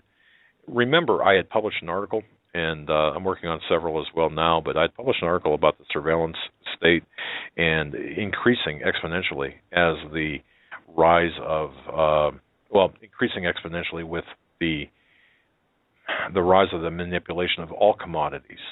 And I noted that at 55 Broadway in Lower Manhattan, the CIA, along with the big banks, including but not limited to J.P. Morgan Chase and BOA and other banks, have surveillance consoles right along with NYPD and the CIA. That's right. You can actually, at that location in Lower Manhattan, and I've been outside of this location. It's a nondescript building in Lower Manhattan. It's 55 Broadway. At least I think that is. I have to check my notes again, but from memory. And they have that's where the New York NYPD Surveillance Center is. And one row of consoles is NYPD and the counterterrorism divisions within NYPD. And another row of consoles belongs to Wall Street banks. And sitting next to the Wall Street bankers monitoring the surveillance consoles, the cameras of downtown New York City, complete with audio, is the CIA and the NSA, and again, working in conjunction with the big banks. So I think that the exponential increase in surveillance domestic is also coincides with the criminal activity and the fraudulent activity taking place with the commodities. So that's just my 2 cents. All right, let me look at the switchboard here. We got about 50 minutes before the top of the hour. Let me go to 8:04. Let me see if this is. Let me go to 8:04. 8:04, you're up. That's you, 8:04 or 3:04. It's off my screen. I'll give you one more chance. Hey, Doug. Hey, there you go. Hey. Are you 3:04? Can you hear me? Yeah, I can. Are you 3:04 or 8:04? I can't really see that. 3:04. West Virginia. Well, welcome, West Virginia. Thanks for calling. What's on your mind? Great show. You had a great show last night. I got it. You guys are it gets better all the time. Like I feel hobbled. Said, it's like I don't have my son to glare at or to throw things at. I feel hobbled tonight, and last night. But yeah, we'll get through it. But thank you for the compliment. Well, I just love being part of the show, and whenever I get on, and I'm working tonight, so I was cleaning the building, and I stopped when. But let's see what you were saying earlier. I'll tell you, in the Congress, we're going after people's pension funds. If I read that story right. Well, yes, among other things. Yes. Among other things. But my goodness, people work all their lives for that. Yeah, absolutely. If my father was alive, and he was a staunch Democrat all of his life. If my father, you see, It's interesting whether you're Democrat or Republican. As we look at this, we can see that there's just one party. We're not in it. We're not a part of that party. That party is the party of royalty. We've been overrun. This country has been overrun by the party of royalty. They are warring. They want to take everything we own. They want to take everything that we have, everything that we work for, and then they want to burn our house down. And they want to take our children's future away from us, and we're letting them happen. We're letting them do this. It's crazy. But who gave them the world, Doug? Who gave them the keys to anything? Well, I guess that's a $64,000 question. Let me go someplace. Someplace here. The rulers that be, you talk about the Brill girls or whatever back in Hitler's time. They're all accessing the evil part of, casting spells, doing sacrifice. They're gaining power in this world for a time. But I'll tell you what, there's some angry people, and not just you and me, but there are anger all over, in heaven and on earth. And this crap ain't going to last that much longer. So I hope they're having fun now, because a day of judgment is going to come. I totally agree with you. And do you I believe in righteous anger. I really do. I have no problem with righteous anger. People can come at me all they want, but when you start coming at, my home, my family, the people I love, people I care about, my friends, everybody I know, when you start coming at all that, you take that personal. You better. You're coming at me, and you're coming at me personally. That's right. Exactly. And that's not righteous anger. If you got somebody with a sword standing over your head wanting to chop your head off, wouldn't you get a little bit or a sword of your firstborn or your family, your wife? That's what it is right now. Exactly. They've got the sword over our children because we have allowed them, and we're watching them right now take away our children's futures. And I'm not even sure that we watched them happen.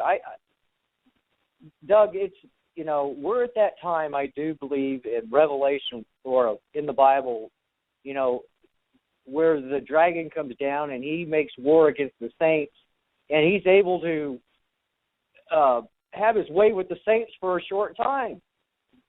We're living in that time. There's nowhere else to put it. I can't put it any other way. But that time is not going to last forever. People, I need to understand that. It's not going to last. No, I agree, and I agree that God will intervene. Of course, but I don't believe we're in the time of tribulation. I think we'll know when that happens. It's going to be much bloodier, but I believe that we're in the run up to the biblical time of the tribulation. I believe we're in the time that precedes that. Of course, that's I think that's a given. But you know what I mean, though. Yeah, I do. It's not going to be decades or generations away. We're living in that. We're living basically in the final generation. I don't believe it's going to go much beyond us. I don't think the Earth is going to last that long. Yeah, I think they poisoned every.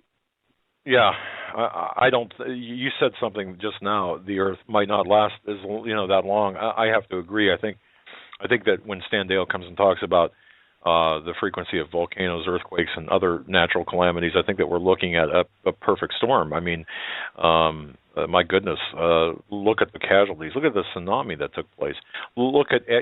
Just look around. Look at the signs on the earth and in the heavens, and plan accordingly. Yeah, these folks have used angel technology against us. Okay, don't get mad at yourself. And I heard you say that. We let this happen. We're fighting against angel technology here, and we're just trying to get up to speed with what's been going on for decades. These guys are sacrificing. They're making blood sacrifices to their gods, who claim to be gods, but which are not gods. And they don't know how to do anything but to kill, to steal and destroy. That's all they've ever done. That's all they can ever do. They can't create anything, and these are their gods. And guess what? They've destroyed the earth, and they're pretty much going to destroy the people. I agree. Yeah, I totally agree. No, I think you're. Without intervention, Doug, they're, like Jesus said, if he didn't come back at that time, there would be no flesh left.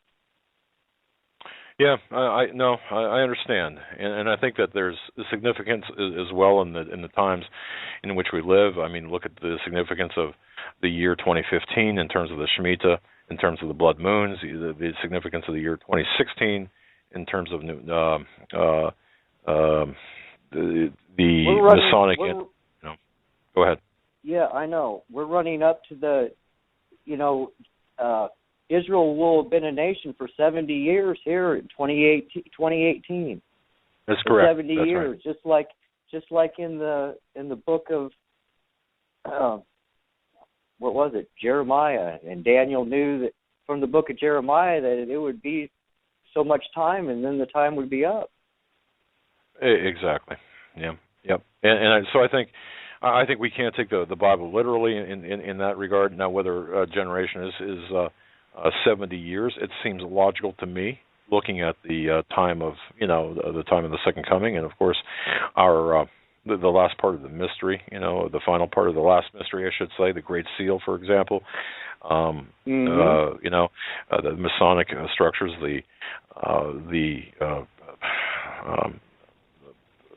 what do you call it? The deities, the gods, Orion and Osiris, and the Pleiades, Apollo, and so on. It doesn't take much to really understand the times in which we live, so we have to prepare accordingly. Yeah, you're right. We're seeing it play out, Doug, before our eyes, and that it's a trying time to live in, but it also is exciting. You're going to see you're seeing the Word of God fulfilled, and that is the most exciting thing ever. Yeah, it is, and I think we were born, as I always say, we were born for a time like this. We were born for this time in history. If you don't think you have a purpose, you do. It might be a very small purpose. It might be an enormous, purpose, but you've got a purpose to live in this very time in which you do. And so just, pray to understand what your purpose is and fulfill that purpose so you can be obedient to God. That's my view anyway. That's the way I look at it. There are no small people out there. No, none of us are, and you guys have the best audience that I know of, and I love all the callers, and I love hearing from people, and all the guests that you have. I'll tell you what. I appreciate that, my friend. We saw God move. We saw God move in the Hagmann and Hagmann report. Well, we certainly can't do this by ourselves, haven't done it by ourselves. We understand where it's all glory to God. I mean, it really is. And we do nothing. And when God is done with us, he's done with us. That's it, period. There's nothing, more. And by the way, if we squander, if we were to squander our opportunity or the platform that we have, then I would expect it to be taken away from us. End of story. And that's just the way it is. So. But I'm just so glad that you guys are there. And you guys have a wonderful night, and all the callers. I love you, and I pray for all of you, and all right. for everyone, and thank you. All right, God bless. God bless. Let's try to sneak in another call. What do you think? Let's go for it. Sure, why not? Again, I'm going by whole time, trying to be as judicious as possible for you. Well, this is either, I love this. This is either area code 310 or 810. I don't know. 310, we'll try that. If not, it's 810. You should have heard a beep, but you're up with Doug Hagmann. Hey, Doug, this is Lance. How you doing this evening? Good, Lance. What are you, 310 or 810? I can't read that. 310. Okay, there we go. All right. I have to adjust the resolution on my computer screen. Go ahead, sir. Been following your program and your thoughts for a long time. Appreciate it. You're always spot on, right down the hole with you. Feel pretty much 99.9% the same. Had a couple questions on you regarding your best guess or your best thoughts they're going to get some semblance of a new world order. I pretty much am resolved to that. I don't know that they'll get the percentages that they want. Do you tend to agree with that or not? That's a great question. I would like to think that we could stop them. I think the only thing we can do is delay them. Okay, we can throw the monkey wrench into the gears, but I do believe that the Bible does dictate how everything is going to play out, and I believe the Bible to be the inerrant Word of God. So I tend to think that it's going to play out like the Bible. Now, having said that, can we delay? Can we? It's the Antichrist, the global governance, the one word, the whole system. They're not going to have an easy time of it because people like us are going to attempt to, throw the monkey wrench into the gears. But agreed. But I think it's going to play out pretty much according to the Book of Revelation, Daniel, and other parts of the Bible that talk about this. Great. So that being said, and I'm right there with you. We all know that China's called for their New World Order, so has Russia. We know that that's all, they're going to fit prominently in part of it. We see them aligning with each other. We know about the huge gas deal and energy deal that China and Russia did. We also know about their types of governments. We see the U.S. media and the neocons, icons vilifying Russia. We see Putin playing it cool, just laying loose. I personally feel that I'm more concerned with the devil I don't know versus the devil I do know. I've been to Russia, I've been to Ukraine, see them as the type of threat that we're experiencing from within with this Orwellian nightmare that we're experiencing. I think that we have so many years of manufactured media and conditioning and the normalcy bias, manufactured consent, social hacking, social engineering. It seems to me that a lot of those fears and that fear porn that they're pumping up in the media is being perpetrated by them on purpose. I don't really see Russia wanting to come in here and take over the U.S. I think it's so messed up, Doug, with all the SSRI drug people, the people that are on dope, the different entitlement issues, the libtards, as I call them. Who would want to take over this nightmare? It seems like it's a mess. Your thoughts? Well, my thoughts, I was talking to Steve Quayle about this, and I was talking to Dave Hodges about this. And if you listen to Steve Quayle and Dave Hodges, they have their own sources who are telling them, Russia does, Russia's already here, and Russia does want to invade, and so on. However, think of it this way. It would be a lot easier to depopulate the United States through a number of measures, either a combination of methods and measures, or through a civil war type scenario, exponentially worse than the one in the mid-1800s, of course, where we kill off ourselves and they just walk in and take the spoils of the country. They're after our resources. They're after what we own. So it would be easier for them to come in after we're dead than to meet any resistance that they might meet while we're still alive. I agree. I see it the same. So I mean, in that respect, I kind of see, but I also think too, when you're looking at the game plan, you've got to consider the calendar under which they operate. I believe that they have a calendar. I believe that they've got a specific date by which certain things have to be accomplished, and I can see where if they might reluctantly come in early or reluctantly come in at an opportune time, but preferably, wait until after the biggest resistance is already neutralized from within. So that's just my view. But I don't know when I don't know when the date is. So, yeah. I see it the same way. I didn't get the memo. You didn't get the memo. I understand, and I'm not sure everybody really that's figuring this out knows they don't have a chair left when the music stops either. Do you think, in your opinion, a lot of those types that are the power people playing it will be going to the dumbs they've already constructed? Is that your opinion? Interesting question. I think a lot of the power players that we see, the members of the royal families, the Illuminati, the power brokers, I think, and I don't want to be crass when I say this, but this was told to me by an intelligence insider who said, think of it as who wants to be on top. Now I'm invoking here a sexual connotation, the position of dominance. It's kind of like a fight within a fight within a fight. And in other words, one family and the fighting within the family, and but what I believe the depopulation is a big part of this. The eugenics program is a big part of this. If you're black and you're listening to this broadcast, you're not wanted. Okay, I'm going to tell you flat out, you're not wanted. I mean, you could read the writings of Margaret Sanger, for example, one of the biggest eugenicists that ever lived, and her target population were the blacks. So it's just. I agree, and I subscribe to that. But my problem is with this geoengineering, the INMOD, the solar radiation management.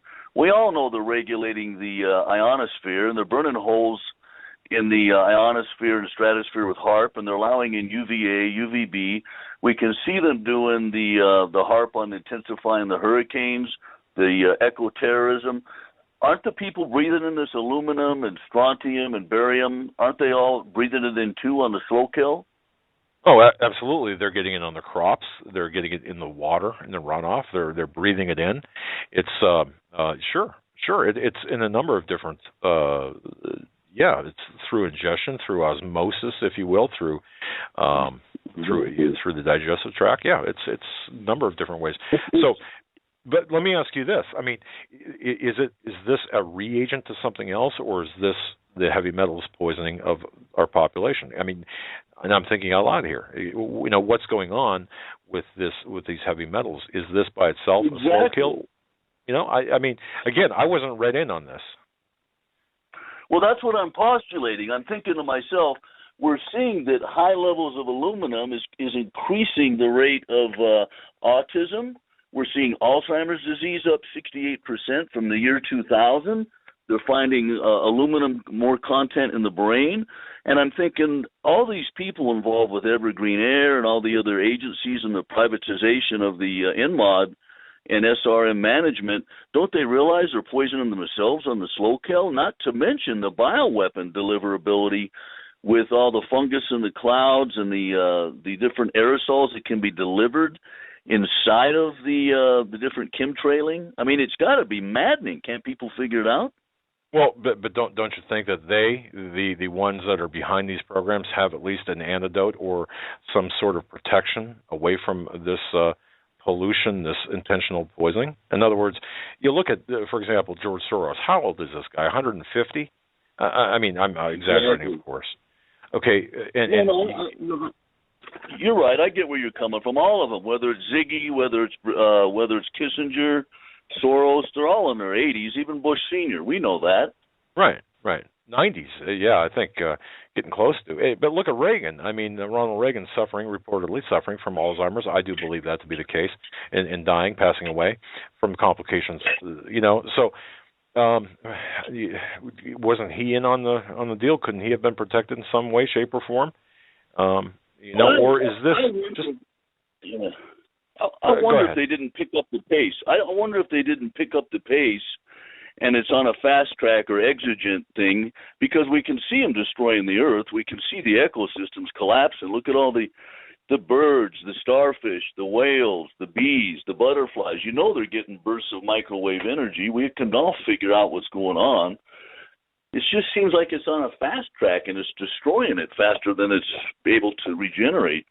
Absolutely, and I'll tell you this, Pastor Paul Begley, I was on his show today, and he does a great job when he comes back. I mean, even before he does a great job of the fish kills, the bees being dying off and stuff. So we have to pay attention to all of this, and each part is a piece of the puzzle, my friend. It really is, and we have to see if we can work the puzzle together. And I couldn't agree more. I wonder why the voice of common reason and sense in these scientists can't figure that out as well, what you and I just are dispelling. Well, something, I think that perhaps those who have awakened or those who are revolting or resisting in positions are being killed. Look at the dead scientists. Look at the suicided bankers, okay? The dead scientist, we lost another scientist here in a plane crash in Maryland just 3 days ago, who crashed his plane into a house. Now, this guy was supposedly a knowledgeable guy about HIV and even in a position to know about Ebola. Was that an accident? Look, I don't know, but these numbers are really stretching the actuarial tables for statistics, and I'm growing a little bit concerned about how fast things are happening. And I think that's where you're coming from as well. Yeah, the velocity seems to be picking up. I mean, I see it like it's off the rails and it's on fire, and I feel like there's like a fast line or a fast track, and I agree with you. They have a punch list and a timeline. Couldn't agree more with all that. My hope and this is the last chance for any other future generations, our generation, if we're going to thwart this or negate it or even slow it down, as you said earlier, we have to do it, and there has to be some collective consciousness of reasoning where there's a greater awakening, and the body of all the people have to come to this kind of a collective consciousness. Does that make sense? It does.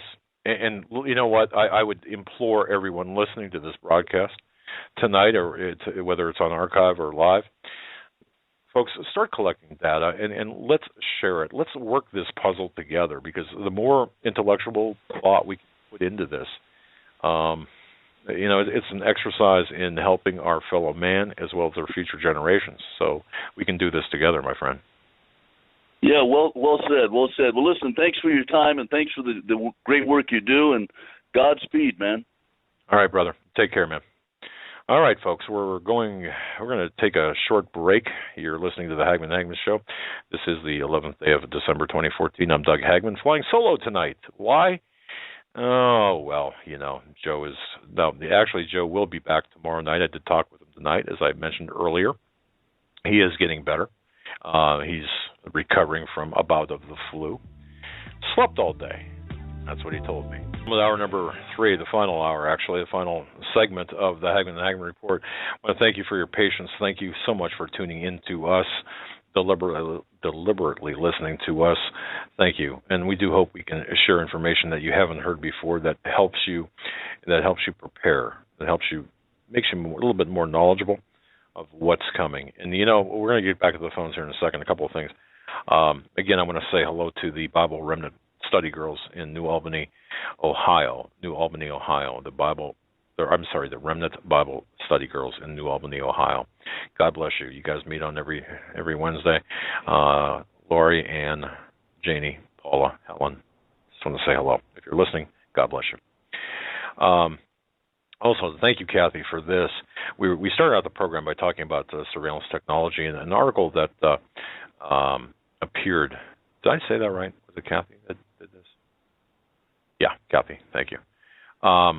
Sent me this article, this link to an article from Before It's News on January 1st of this year, 2014, in an article by Lisa Haven saying that, starting off by saying this, just imagine walking into your local grocery store, minding your own business, when suddenly you're bombarded with advertisements, samples, and food recommendations suited to your blood type.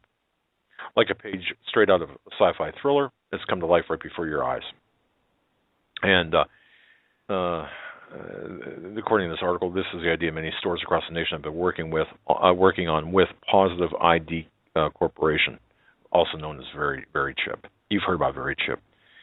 They desire to embed microchips into clothing, purses, shoes, food, and so on to track your every move and advertise to you in ways that only seem possible in fiction books. And the article goes on to say about implanting RFID chips into products so a company can distinguish your likes, your dislikes, and all kinds of stuff without your permission, as if this is okay. And the article does say, for us who are security conscious, you can disable the chip really for all practical purposes by disconnecting it from its antenna. And at least right now, it's pretty obvious where the chip is located in an RFID tag. All the antennas will run into it. Once you find the tiny black square, you can cut it off with scissors. Hey, you can even microwave it, for crying out loud. I suppose that's one way. But nonetheless, the surveillance state has taken over. And we were talking about oil, too, with Rusty, and we're going to get back to the phones here momentarily. But, how many Americans, knew that on September 11th, 2001, there was much worth exploiting in Afghanistan? Really, not too many Americans knew what Afghanistan held in terms of black gold, energy, and so on. Bush and his people, as well as administrations before him, knew all too well. Before the attacks, they had supported the development of oil and gas pipelines across Afghanistan. That, as I referenced earlier, connecting the landlocked Caspian riches with the numerous profitable Asian export markets. So Afghanistan's significance from an energy standpoint, it stems from its geographical position as really a transit route for oil and natural gas exports from Central Asia to the Arabian Sea. And this is bolstered by reports from by the Energy Department and so on. And don't forget, prior to 9/11, and this is for people who have their concerns about 9/11, as do I, the pipelines also had personal backing of several senior Bush officials who had a hand in shaping the war strategy for Afghanistan. Imagine that. So the officials work for oil companies that do business in the Caspian and in the Caspian and favor the export links across Afghanistan. Remember, before 9/11, just one thing stood in their way, and that was the Taliban. And on September 11th, that changed. Really, in October of 2000, or the following October, that changed, of course, with the striking and with the war in Afghanistan. So think about that. Just think about that. Now, it's interesting, Paul Sperry does write a book titled Crude Politics, but he makes a couple of disclaimers that I do not necessarily agree with. He goes a long way into decrying any conspiracy theories around 9/11, which he might want to rethink in light of the new information out there, or in light of the information out there. All right, let's go back to the phones here. Let me see. Again, I'm going by hold time. I'm looking here. I want to thank you for holding. We're going to go to... we're going to go to... Thank you. 210. That I can read. 210. You're up with Doug Hagmann. Hi, can you hear me? Well, I can hear you. Yes, I can. Thanks for holding so long. Oh, okay. Yes, I love all you guys, Steve, and all you guys. And everybody keeps looking for the dollar to collapse, And we have the eagle on the back of the dollar. The dollar itself is the phoenix, and of course, you had a guy on here a couple weeks ago saying America is the phoenix, and that's true. And more specifically, the dollar itself is a phoenix. So if anybody's looking for it to collapse, when it collapses, you're not going to be able to use gold. You're not going to be able to use silver. At that point, it's game over. Everything goes to a feudalistic point, and basically you'll have the first trumpet horse. Let me interrupt you there by saying I agree with you. You're not going to be able to barter, trade, or sell under the system of the Antichrist outside of or inside of the grid system, inside of the surveillance state system, which I believe is, that's why I wanted to talk about the surveillance state, because it's going to be so oppressive. You're right. You could have all the gold and silver you want. You're not going to be able to trade if you don't take the mark. So go ahead. I'm sorry. Go ahead. Yeah, and you're going to have the first trumpet horse, and then you're going to have the second trumpet horse. And World War III goes along with the first trumpet, and it's the second trumpet horse where peace is taken from the earth. And we can see a little bit about what happens in that in Jeremiah. He tells us that she is not healed. They would have healed her, the nations would have healed her, but she is not healed. Everyone abandoned her and returned to his own country. Jeremiah 50:51. I'm not sure exactly where. Okay. So now looking at Lady Gaga's bad romance. At the very end of it, she has a rat in her hair. If you research that, you'll find out that it's Pharaoh's rat. Now, Pharaoh's rat is about destruction. It is about military destruction, but not by military means. Pharaoh's rat is really, in modern day terms, and what's going to happen to America is Pharaoh's rat is natural disasters. So this is how it goes. You get a whole host of natural disasters. Well, quote-unquote natural disasters, okay? All right. Okay. Quote-unquote. Yeah. Underline that, of course. You guys all know that. Then comes the world looks at, oh, no, look at what happened to America. All eyes are on America and all her natural disasters and all her plagues, quote-unquote, natural. So then their stock markets collapse, and then our stock markets collapse. It actually happens kind of backwards. And then we have pieces taken from the earth at that point with the second horse, along with the second trumpet.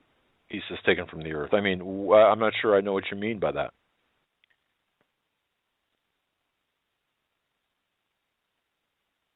What kind of like?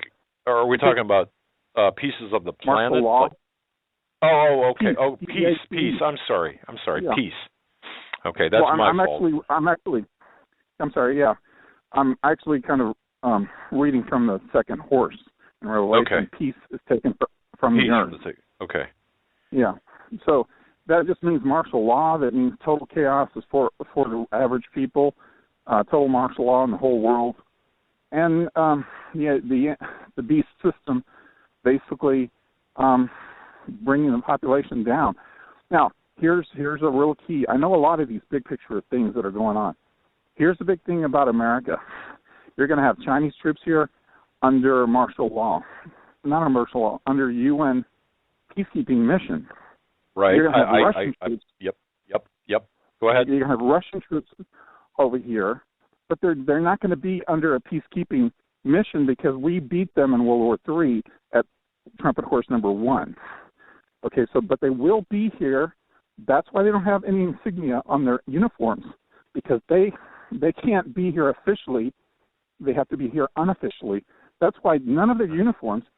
And you'd say, well, why doesn't Putin come out and say why his uniforms don't have any insignia on them? Well, if he doesn't have any problem in saying, yeah, those are my troops in Ukraine. He doesn't have any problem saying that. What he has a problem with is the second question. The second question is, why don't you have insignia on your arm pads of your soldiers? He doesn't want that second question, so he can't answer the first question. Okay, so we're going to have you're going to have all the big militaries combined, brought to America, so that then the asteroid talked about in Revelation can destroy all the big militaries all in one big fell swoop. You're talking about Wormwood now, right? I mean, the reference to Wormwood? Well, no, I'm not.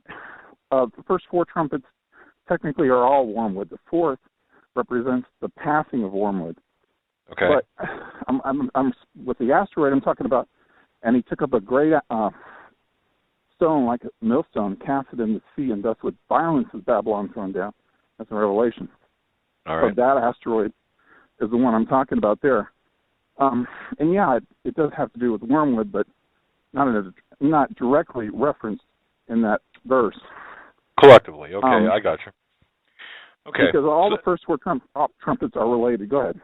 No, I just want to. Okay, so the bottom line here is you got a sequence of events with other markets falling, economic markets falling, then the United States, and of course our occupation by foreign troops, peace taken from the worldwide. Earth. Worldwide. Okay. And what? Then game over, basically, right? Yeah. Then yeah, basically. But here's the thing: we got between trumpet horse number 1 and trumpet horse number 2. We're going to have the period of peace and safety, the period of giving and taking in marriage, the period of everybody getting drunk and partying. What? They're celebrating the world in America has survived, and the world in America has survived 1/3 of the trees burning up and all the green grass, by the way, which will be in the southern hemisphere mostly. Okay, Well, what brings you to that conclusion? I wait a minute. I got to stop you right there. What brings you to the conclusion that it's going to be in the Southern Hemisphere?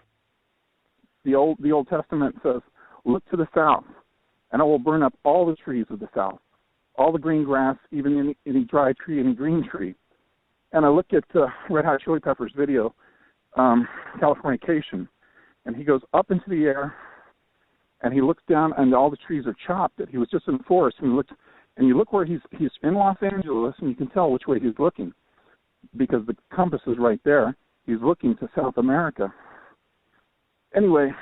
Interesting, okay. All right. And we do see Illuminati symbolism and Masonic symbolism in Hollywood entertainment. And okay. Look at some, and do some searches for some dreams in South America and South Africa. You'll see a number of people who've had not confirmed dreams, so I can't say it's prophecy, but just a preponderance of evidence. Then you and anybody listening can take this idea that I have and take it to the Lord, because I can't tell you that it's verified, of course. But so yeah, the Lady Gaga, basically, she has the rat on her head, Pharaoh's rat. If you look at it, it's about a rat to go and destroy their enemies before they attack. So the attack on us is going to be in the form of a peacekeeping mission. Oh, they're here to quote unquote help us. That's why Russia doesn't have insignia, because if they don't have insignia, they can be with the UN troops, quote unquote, helping us, and they don't have to say they're Russian soldiers, even though they're belligerent to America because they lost World War III. Interesting analysis of it's something a little bit different than perhaps what most people believe or consider, but nonetheless, let's toss it in the mix. That's why it's important to get it out there and for people to. Okay. I called a couple of weeks ago about the dark horse, and actually put up a website basically talking about that. Well, give it out. If it's dedicated to Illuminati symbolism, get it out. Or give out your website. www.doubleuntoher.com. DOUBLE. Okay. Yeah. Doubleuntoher.com. Okay. I'll check that out. All right, brother. Yeah. Thank you for your call. All right. I appreciate it. All right. All right. All right. Thanks. Bye-bye. All right, folks. Interesting. He did mention something here that I do want to address. Of all the Masonic symbols associated with the founding of America, if you look at the Great Seal of the United States as the highest signature of occult planning by Freemasons, let's just look at that for a second here. This was not only really due to the repetition of the number 13, the pentagram, the shape of the pentagram, the uncapped pyramid, or the eagle, or the phoenix. Really, it's a phoenix, not an eagle. Hall was an expert in mystical literature and Western esoteric tradition. You've got to look at Manly P. Hall, for this. He understood the mass of occult and Masonic symbols on the Great Seal. It represents currently even both tangible ambitions of a new world order and a metaphysical concept as well. And so when you look at, people might say, well, by the way, it's just amazing to me that people walk around with money and the Great Seal in there, and it's right in front of our faces, but we can't see it. Hall believed really that only the students of this archaic or esoteric symbolism would be able to really grasp and decipher and identify with the true meaning hidden within the subterfuge of the design of the Great Seal that's on our money. Okay? Think about that for a minute.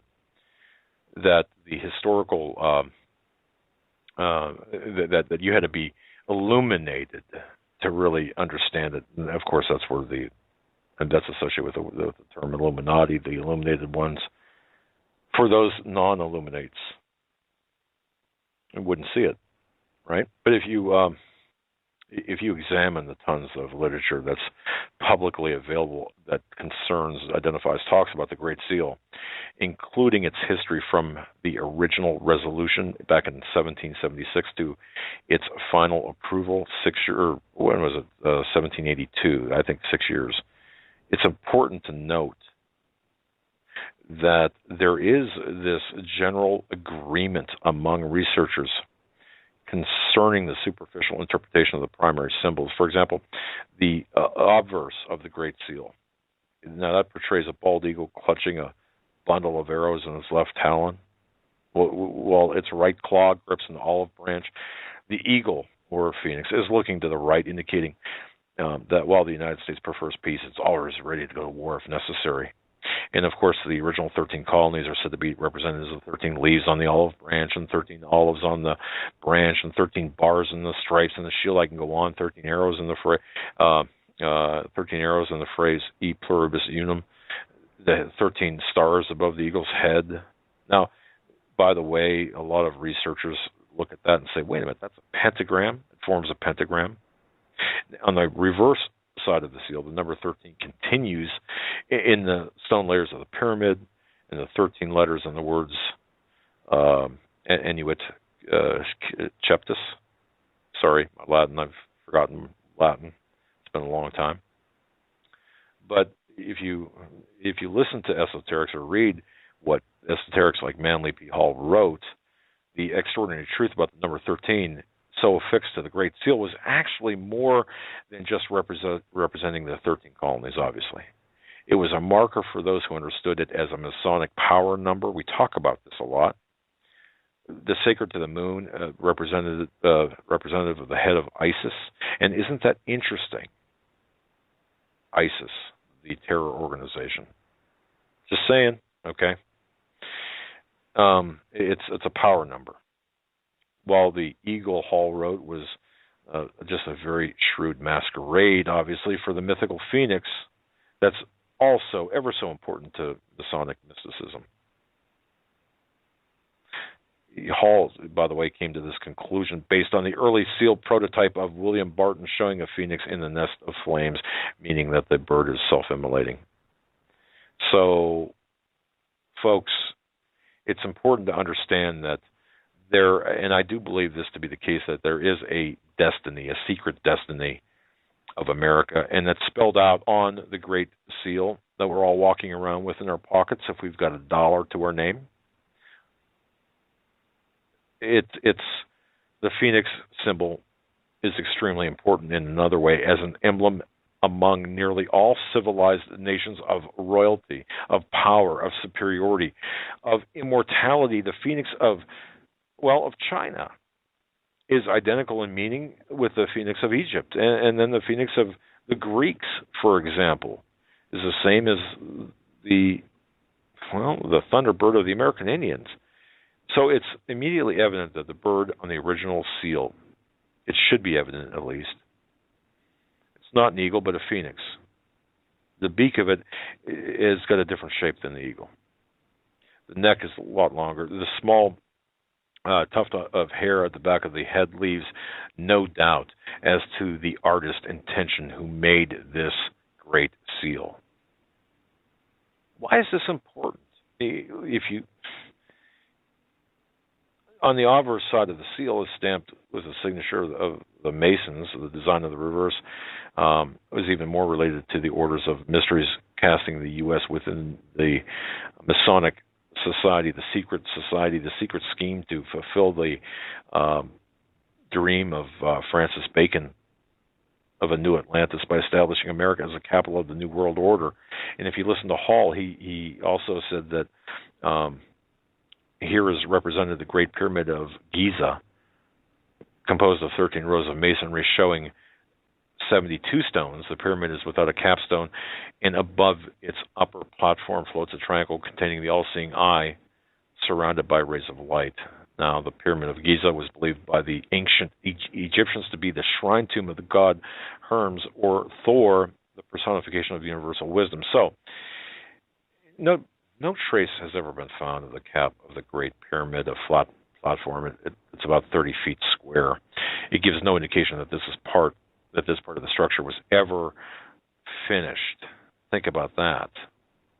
And this is appropriate as the pyramid represents human society, or is said to represent human society itself. Imperfect and incomplete, the structure's ascending convergent angles and faces represent the common aspirations of humankind. And if you listen to some of the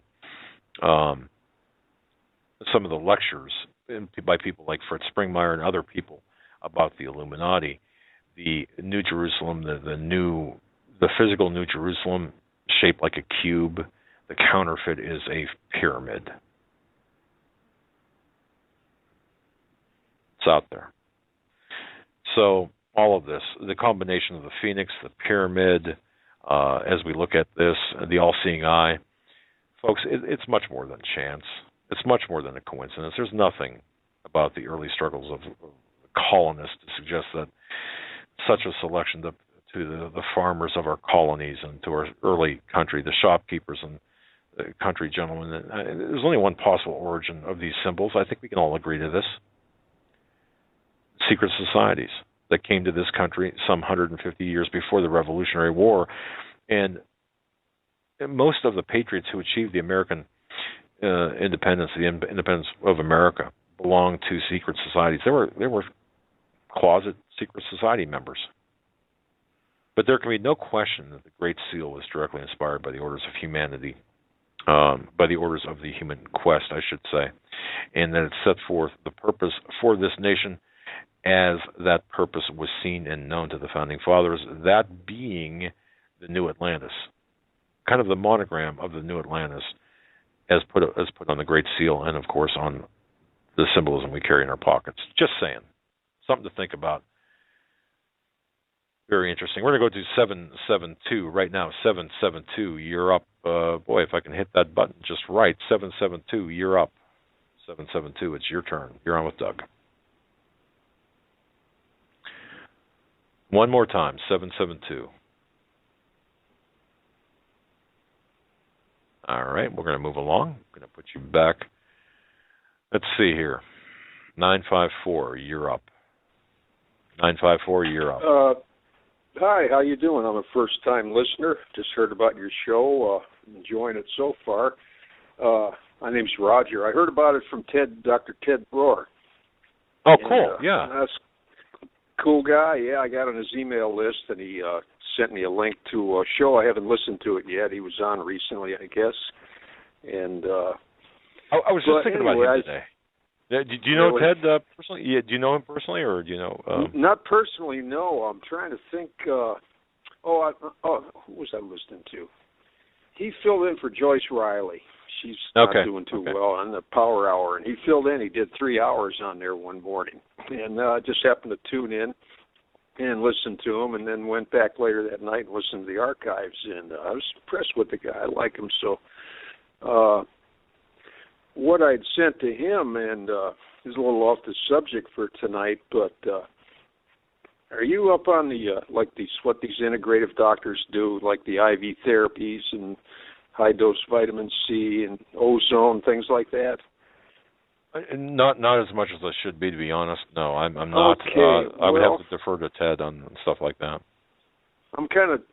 I've been around doing that now for about 22 years, and I've been following a number of doctors around the country, and I do these things myself, and I rarely get sick anymore. I do a lot of supplements, but if I do, last time I did a real high-dose IV vitamin C. Well, I've been following this doctor out in California. His name's Dr. Robert Rowan.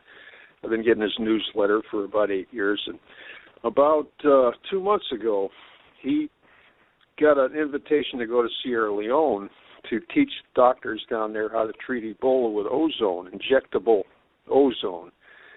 And he went down, spent a week, taught probably close to 200 doctors, and wasn't accepted right away because, a lot of those guys are MDs and went to conventional schools and really weren't up on what he was doing. So he did a number of things to win him over, and but he was never able to see anybody treated. And at the end of the week, the Minister of Health came in with some military people and told all these doctors, now apparently they must work for the government down there, and he said, if you value your jobs, you won't be treating Ebola with ozone.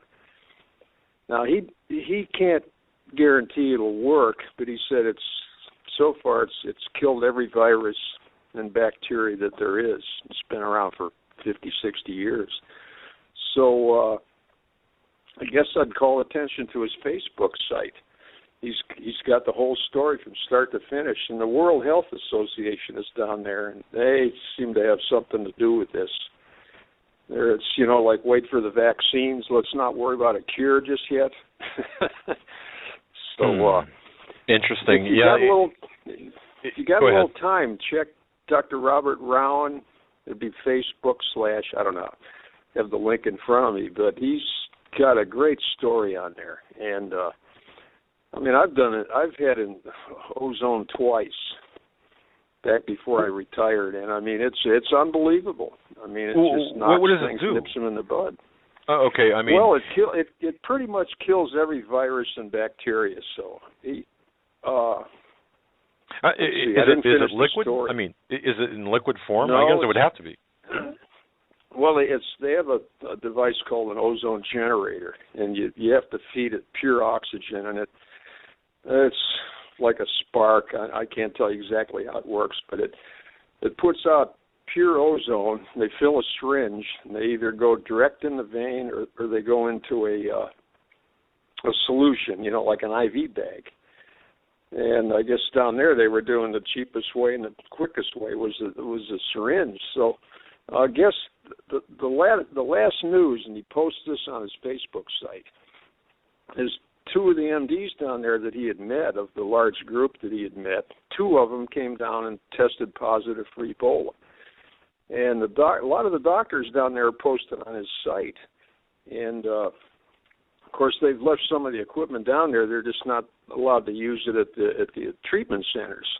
So these 2 doctors that tested for it were treated with ozone, and both of them recovered in like 2 to 3 days, and are back to work.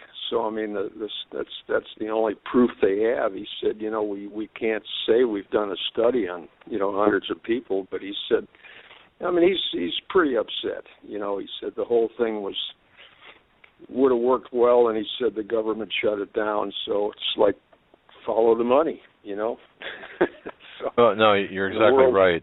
Yeah, and it's unfortunate that the American Medical Association, well, some of these associations, they put money over health. It's all a money game. If all of the money is right, then certainly I believe that there are natural cures and therapies that could be recognized if.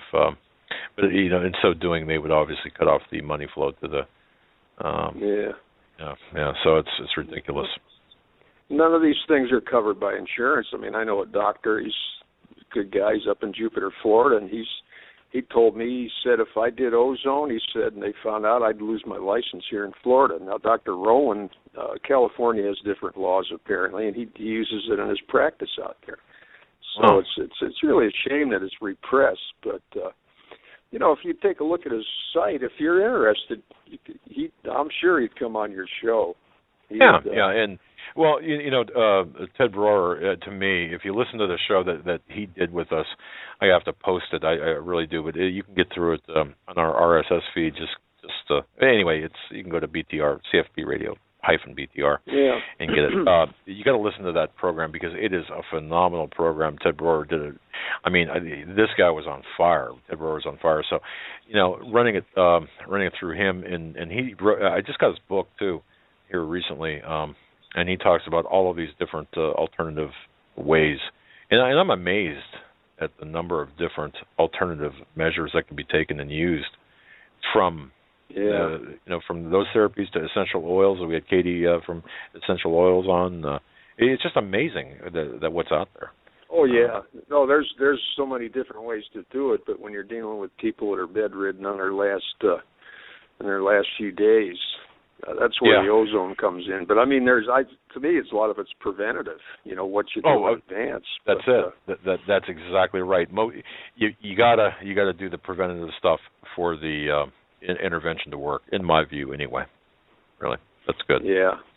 Well, if you get a chance, listen to that program, Ted Broer's program. I will. I was looking at that earlier before I called in, but what I'll do, maybe, I don't know if you're interested, I could resend what I sent to Ted. He sent it out to his list, and I could send that again and just say that I talked to you, and maybe he can shoot it over to you. Sure. You know, it's got all the links to Dr. Rowan, and he really is a good guy. He was on Alex Jones when he first came back. Okay. Ranting.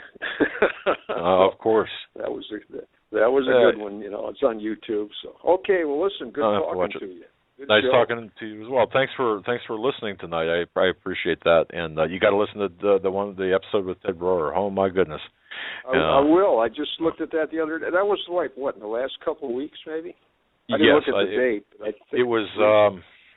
I'll have to, when I get some time, I'll have to update our website. But it was.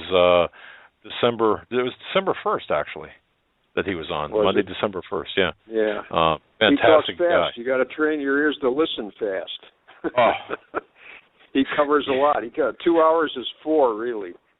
I'll tell you what. I mean, people were sending me emails saying, "Tell him to talk slower. Have him back." You know, so he's coming back. He'll be back on with us. He's a great guy. Yeah. So appreciate that. All right, buddy. You take care. Okay. I'm going to try to sneak in one more phone call. One more. Let's see if we can't sneak it in here. What do you think? All right. Hang on a second here. I'm going back through the list. Really, don't hang up. Don't hang up. Hold on. I'm coming to you. Did I get this one already? I don't know if I got this one. 573. You're on with Doug. That's Hagmann. me, Doug. Hi. Hi. Merry Did I get Christmas, you before? Doug. It's Donna. Oh, Donna. It's Donna. Oh, yes. I didn't recognize your Merry voice. Christmas. Hi. Merry Christmas. To you as well. I have a message. Good. He's feeling better? Yeah, Joe? yeah, Joe's doing well. Yeah, Joe's getting better. Thank you. Yes. Good. Good. Yeah. All right. Well, from the last few callers, I have taken my confirmation that this is the message that I'm supposed to give. I feel lately that the words love and peace have suddenly become dirty words, and this is Christ's message. I wish I could claim, writing this. I can't. John Denver did. I believe maybe Jesus even used him to send it, and this is it. This is for the whole world, for the people of America, for the listeners of your show, even for President Putin. There's a name for war and killing. There's a name for giving in. When you know another answer, for me, the name is sin. But there's still time to turn around and make all hatred cease and give another name to living. And we could call it peace. And peace would be the road we walk, each along the way. And peace would be the way we work. And peace, the way we play. And in all we see that's different, and in all the things we know, peace would be the way we look, and peace the way we grow. There's a name for separation. There's a name for first and last, when it's all for us or nothing. For me, the name is past. But there's still time to turn around and make all hatred cease and give a name to all the future, and we could call it peace. And if peace is what we pray for, and if peace is what we give, then peace will be the way we are, and peace the way we live. Yes, there is still time to turn around and make all hatred cease and give another name to living, and we can call it peace. Merry Christmas, beautiful. Everyone. That was beautiful. Did you write that? Thank you. No, I didn't. I wish I could. No, John Denver did that. Oh, okay. Wow. And, John Denver, and, the late singer, right? John Denver, the late singer. Oh yes, I believe he was. I believe he was like Jackson Brown, a prophet of song. Johnny Cash, I believe, was an angel. These men, they were prophets of song, and so that's my message to everyone. Because in this Christmas season, this is something we need to hear. Interesting to say the least. Yes. Wow. Well, Donna, thank you much. You've enriched us through that message, I'm sure. Well, I hope so. This was my message to give. I know the Lord really pressed upon my heart. Get this done, Donna Jean, he said. So I did. Wow. And like I said, I told you all before, your family and your audience, you've got a lot of people that support you. I don't know what any of us would have done without you great watchmen. You guys and Steve and Alex, and I'm leaving out people. I know Paul McGuire, Elmer Dooley, and God bless Russ Dizdar. Oh my, what a mighty man he is. I got to tell you, very brave. Sitting down with Russ, talking to him, going over the situation. And folks, you might not believe, and Donna, I'm sure you do, but there are a lot of people that don't believe the fighting that occurs on the spiritual realm. And I know. Very different. Oh, yeah.